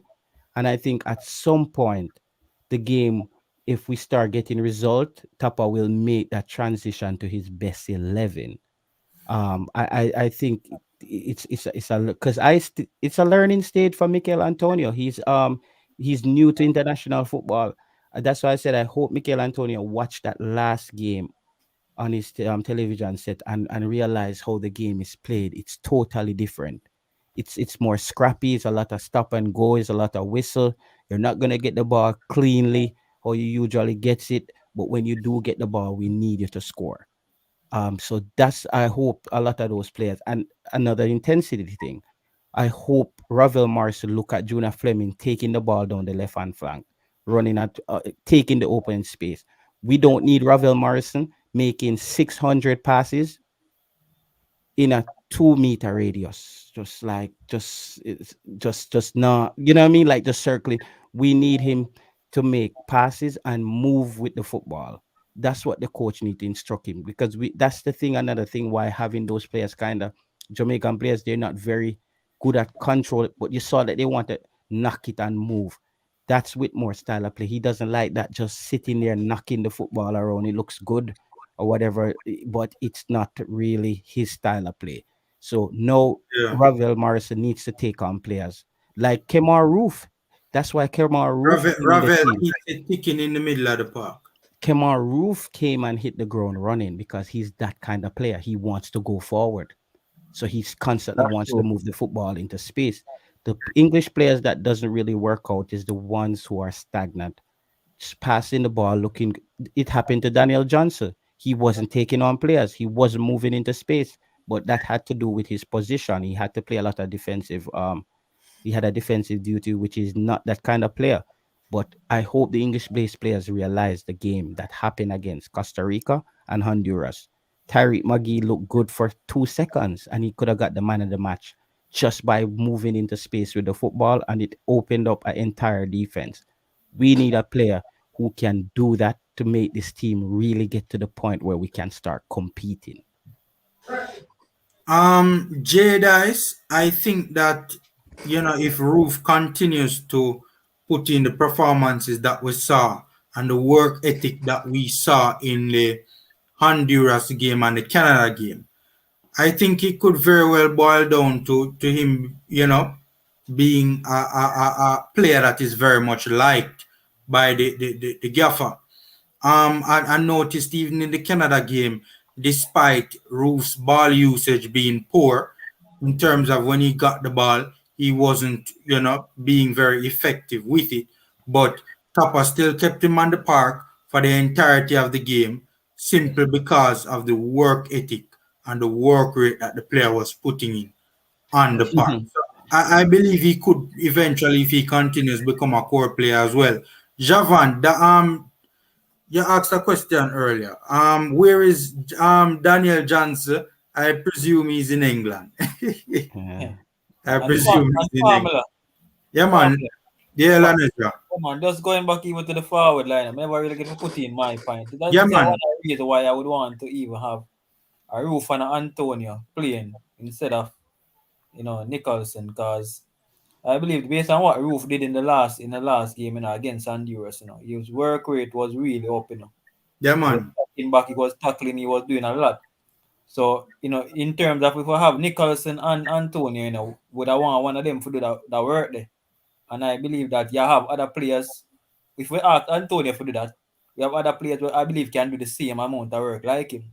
But when it comes to the lethal and the finishing, nobody can compare to him based on what he has done for his club. Yeah, man. Yeah, man. So Boy, clinical bad man. we need to take advantage of that and don't put him in a situation where we have other players who can fill that void. So I don't want to see probably a Roof right behind him and him up front and Roof are the same, because believe it or not, El Salvador and US kind of play a little similar kind of football. So me that even Leon Bailey me that put him in another game, but if you tell the truth, some people might be disagree with me on this, but Leon Bailey I think he will do better in probably games like this than even a USA game, because more likely he might gonna need to do a lot of defensive work in the USA game or the Mexico game, which we see say, even in our last match we watch against, West Ham, we see how the instinct have to deal with him, because him never there do a lot of defensive duty. Yeah. Right. So hopefully Yeah, man. And you saw it step up in the second half. and hopefully, and that to me, I think Whitmore need for even say to the man them to brother, no matter because your name or whatever you need for know, so you have a role for chat back, to be Yeah. aggressive. And it's not about just counter football alone, brother. When you want to have the ball, you need for press the man them. I think Whitmore has a problem with his communication. That's true. I just don't think he communicates well with the players, especially the UK born players. Personally, I say he wouldn't call back Mikel Antonio. This is a serious Jamaican, Why not? Why not? Why? But everybody has their own opinion, So, That's the reason why you would have come. I know why you still, brother. Yeah. That statement there is just like it's just Why like you would have called him back, Javan? Javan, Mikel Antonio is one of the best strikers in the best league in the world. And you wouldn't call back the man after 70 minutes? Won him first performance, culture shock, right? First international game. Not used. You see, I mean, look, based on the first game, Javan, we wouldn't call back Roof either, And we see your Roof ball down it was a good thing that he made Roof stayed on in that game, because sometimes a player just need a game to get that rust or that newness out of their system and get used to. Because it's when you just give a player 10 minutes and you just dump him, the player don't get to really feel how, because international football is not the same. It's just not, no matter how people want to put it, it's just not the same. So Roof, that was a good move. I think Tapa's coaching has improved since the Canada game. Boy, I just have to I say hate to that. say it, but it's slightly, not Yeah, enough. I'm not gonna JT, give him not a enough. big. As me say now, when it's Him time have to only be, for work for do. when it's time to be Tapa, we're gonna do it. But when it's but also time to give him his accolades, and I've seen, I don't know what happened, but I've seen some improvement since that Canada game. That we are more in, we are attempting to do more things with our formation and try to get goals. That's what I've seen since the Canada game. seems more organized. But to be honest with you, I don't know, this Tapa, I believe Tapa has the ability, because we have seen him perform with the Jamaican team. He went to the World Cup final 2020. It's not as if he don't have the potential. I don't know why the low performances were like coming in this campaign, and I know that Sapa can do much better than he has been doing in those games where we have lost. I remember a game that would be like the 2014 campaign where we went to Mexico and got a nil draw where we should have even won that game. Sapa was the Yeah. coach at that. I don't know if anybody remember that. Yeah, well, we had a John. We have a guy named Ryan Johnson playing up front. He couldn't score to save his life. Exactly. These are the things that you see. If we had some strikers that are clinical, Jamaica would have make World Cup a long time. Yo, that's the year we needed any one of these strikers. If we had Yeah, just yeah, one yeah, striker, yeah. but we Yeah, So didn't. it's but not like Whitmore is not a, Whitmore don't know what to do. I don't know what was holding back those games that we have lost. I don't know what, but I know he have the ability to do it. It's just that he just need to tell the players the right way, use the right formation, whatever. I don't know, but I know that Whitmore can do much better than what he has been doing. as, In the past. as a formula said to me, him probably him does not him communication is lacking. And that I think that is a key. I don't think that Could be that so. Could be yeah, that. But you know what I think it is? I think yeah, he is insecure with the English based players. And so he wants to limit his it seems as if just from statements that I've heard from him, like for instance it's Paul Hall's duty to deal with the English players. I think he wants to limit as much as possible His the contact with them and interactions stuff. with Yeah, the because yeah. I don't think he feels comfortable around the players because his lack of knowledge might. Our entitlement. He's probably making feel. Sometimes people feel like certain people have a level of entitlement, and because I always hear Tapa says in his interviews, he says, "Oh, players gonna have to come and work Yeah, hard." So it goes back to you what you're saying with Kemar Roof being out there, kind of thing where he thinks that these players think that because they're at big clubs making a lot of money, you come to my team, you have to come now and work and get in the team. I think the part of him feels like that. and JT, I know the issue to where me hear when me with more attack. I don't hear where him would have where me feel that him even go to the player and talk to the player them and pass try to pass on information. You see him way how me see Dean Smith rough up Leon Bailey in the match the other day. Me not see how Whitmore are gonna do that. Me not see but because and Whitmore me No, feel but like you say to you me you you, you, him you probably can rough him up. Listen, you qualification. can rough up somebody that you're paying 30 million. That's somebody you're paying No, but alright, let's say rough up but he would talk 5,000 to him and say, brother, a you day. can't do that or this is not what you're supposed to do. I think him probably feel say, the players may even be more educated. That's the way I say probably more educated than him when them come to probably experience in terms of speaking to other coaches and having working with other coaches. He may, as I No, said, he but probably if is you're a the level of manager of a team, if hmm? you're the manager of a team, if you're the manager of the team, you shouldn't have them concerns. Yeah, I but don't that know. should be the case, but that does what me see, because when me hear with more talk on media, is that based on what I say about the player, me not get the impression say him go to player them and say player we're having these issues, but he just come out and say the man them just are committed and all them something there. You need to talk to the man and say brother up the intensity and all of them thing there. Call the man say I think if one his man management is poor, in my opinion. yeah man that are one of the key. I When you don't Yeah. think he knows how to get Or through they to will the players. call some of the players in England and ask them, "You ready for the next go Probably around?" that could be the case. Conversation with them, engage them. I don't think he does those things. I don't think it's a Also, part of who he is. essence, yeah, so in come essence, then you think he's remember more when comfortable with rough. Hold on. Two men then can't talk one time. Andre, go through.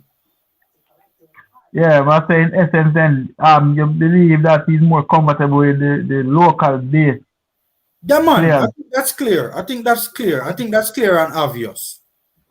Okay, okay. Well, That's that could clear. That's clear for anyone to see. I know, but the worst thing about it is not that we see any impression from the overseas player them that they are not committed to the program or they're not committed to listen to Whitmore or anything like that. I just think Whitmore needs to go up on the edge and Yeah, listen that's what to I'm saying. He just need to remove the feelings out yeah, of I it, just think of uh, uh, feelings about you Yeah, say and say, does he need to? Does he need to tear down the barriers, so to speak, in terms of put himself more out there with the English born players. I think if Exactly. he starts winning and he show the English players, listen, this is how we do it, and he feels like he's getting that respect, I think he will ultimately change. I think he probably just doesn't feel that he's, as you said, he's insecure. So and I feel like the players respect him, but he's probably insecure knowing where he is as a coach and how things has been going. So he's probably, when we start winning, maybe he'll turn that corner. Mm. No, And that I think he's just insecure. I think he knows that Mikel Antonio plays for David Moyes, who has proven himself over the last 2 seasons to be one of the best managers in the English Premier League. And I think Tapa knows within himself, right? Steven Gerrard is hailed as one of the most promising young coaches in world football. We're talking about Steven Gerrard here, who he himself would have been coached by some of the best coaches in the world at the highest level. And I think Whitmore in his heart feels that he knows he cannot impress these players. He knows that these players are going to automatically be comparing him to Steven Gerrard, their coach at Rangers, or to David Moyes, their coach at West Ham. And he that's knows that if he's weighed in the balance, he'll be found wanting. what formula. You look at it to formula. Most of the big team them in the English Premier League, or even in the world, you realize there's some big name coach I'm always go for. Because a man management are the key they say, I think even the Tottenham coach with them get Aspiro Santo. Him never seem like him even have that kind of communication for get across with Tottenham player. That's why them even seem like them let him go. Them not That's the see him, thing. they let him go, man, them fire him, man. Yeah. Them let him go. Yeah, that I said the Kante, I reason think that why. Kante are gonna replace him. Yeah, Yeah, man. so Yeah, man. Yeah, man. Can Conte. replace him. Spurs are gonna start winning again because Conte changed things quickly. I think Yeah, Spurs might Kante no just turn. play. Kante no Yeah, play. he might turn it around this It season does. because Does his style of play fit what the Tottenham culture is, though? it's perfect. I think he You has think even so? more. He has even more pieces than he needs. I think one thing he's gonna do for sure though is shore up his midfield. He's gonna shore up, make sure he has a solid defensive midfield. Once He's he gonna does have that, to.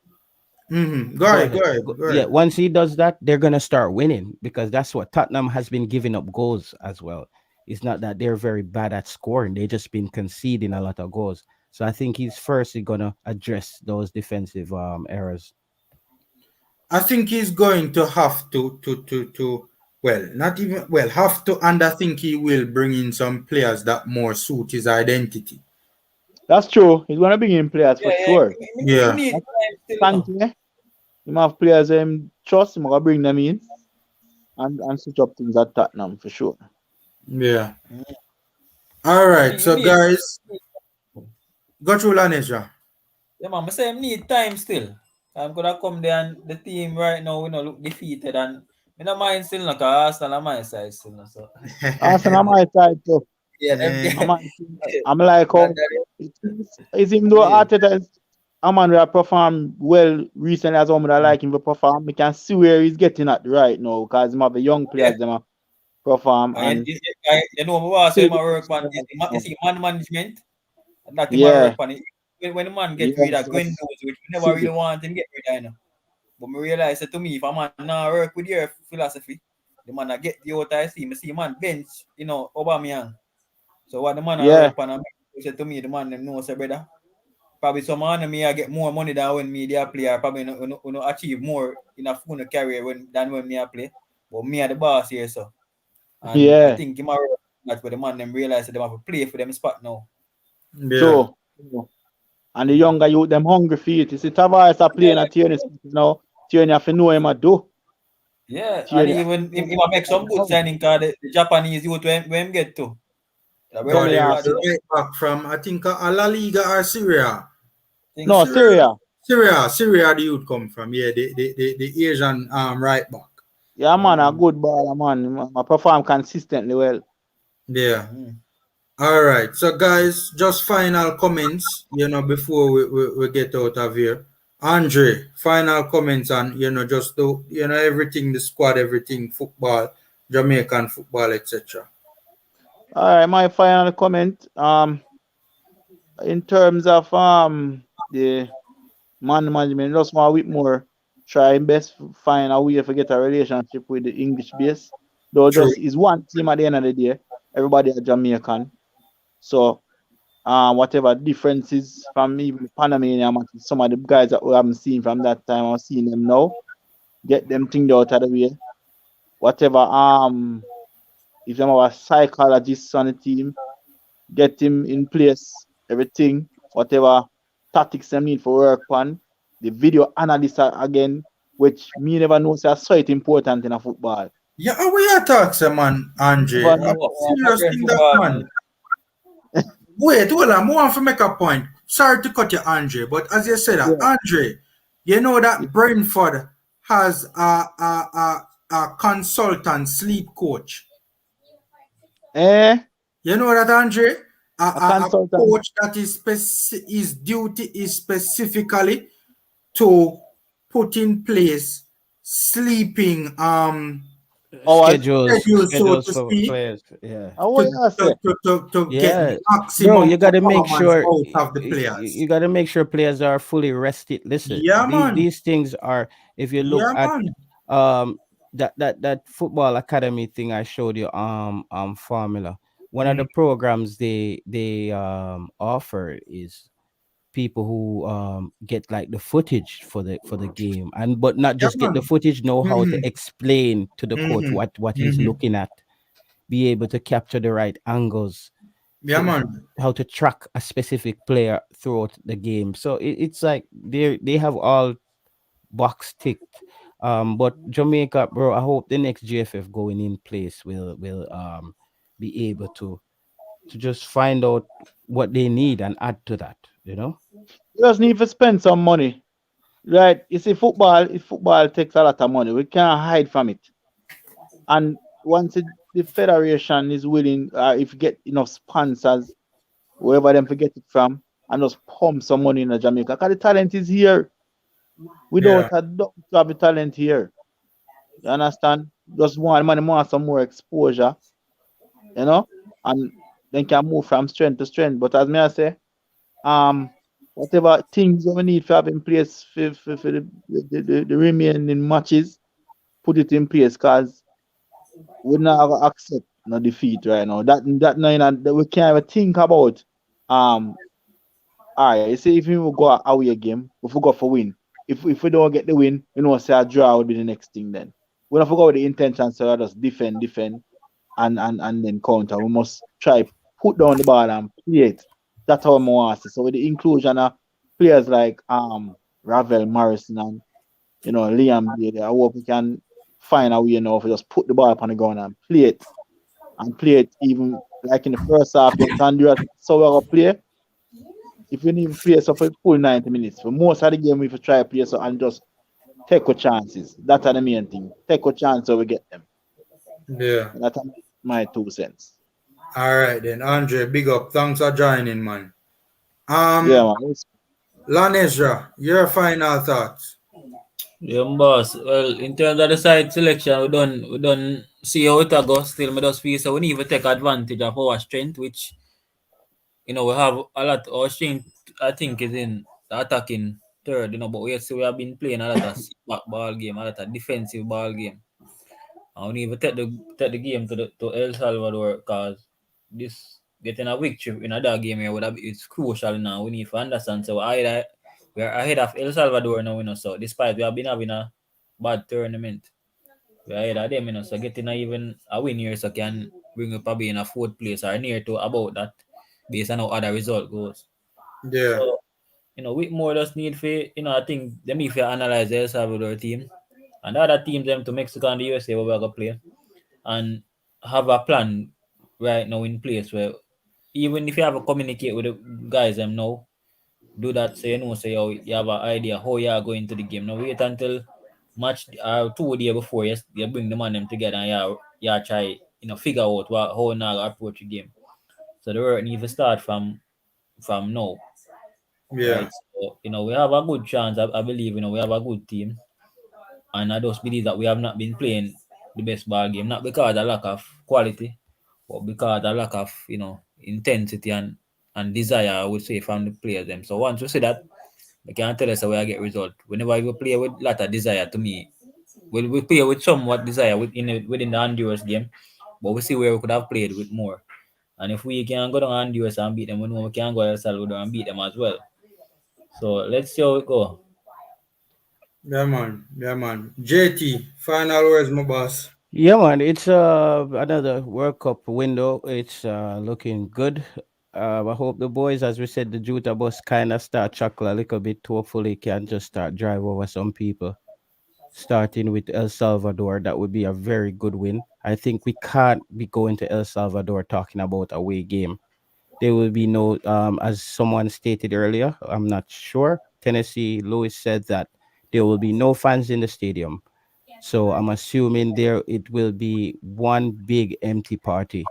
And so Jamaica should also feel at home because there will be no one in the stands taunting them or throwing water or shine laser at the goalkeeper eye and all those things. So Yeah, Jamaica should man. walk away with the 3 points here. And yeah, the squad is the squad. Tapa seems like we're closer to getting things right, but we always just take 2 steps backwards. You're like, okay, I'll give you Arvel Marsa, but we're leaving Jamal Lowe. It's just always, it's just one of those things. Guess what, guys? I just brought in Mikel Antonio, but Alvas Powell is back. It's just always something to smile about. Then Tapa is like, got him, and just give us somebody that we don't need. But we still supported the team. 6 points. Start off with that 3 points, and then we move on to the USA. Yeah, man. All right. By the way, I'm gonna just check up on that for confirmation in terms of the situation with the El Salvador fans, right? Just to just for us to be 100% sure as to what's the case there.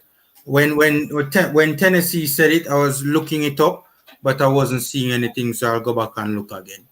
Well, So I think yes, I think that's a fact because I don't know. I think I'm not sure if racial comments. I'm not sure what they did, but they did something there's a that was number of things that took place. FIFA. That was offensive to FIFA. So FIFA banned them for fans this trip around. This trip. No, I know that they had a fan ban, but from our understanding of it, it was behind the goals. But from what Tennessee is saying, from what he heard, is that it has been moved now in terms of the ban has been upgraded to an entire stadium ban. Right? I'm not confirming that yet. I'm going to, 'cause even Tennessee was saying to me to look it up and get confirmation. So I'm going to look it up and get confirmation on that particular, because I mean if fans will still be in the stands but they just won't be behind the goals, we're still gonna have problems. But if the stadium is empty now, then that is a completely different scenario altogether, right? I really hope that there'll be no fans in that stand, man. Honestly, it would be really good if there'll be no fans in that stadium. All right, so guys, big thank you as always to those who jump onto the panel and spend time with us talking about football. We love Jamaica and we love football, so obviously we love Jamaican football and we love talking about Jamaican football. So big up to the panelists.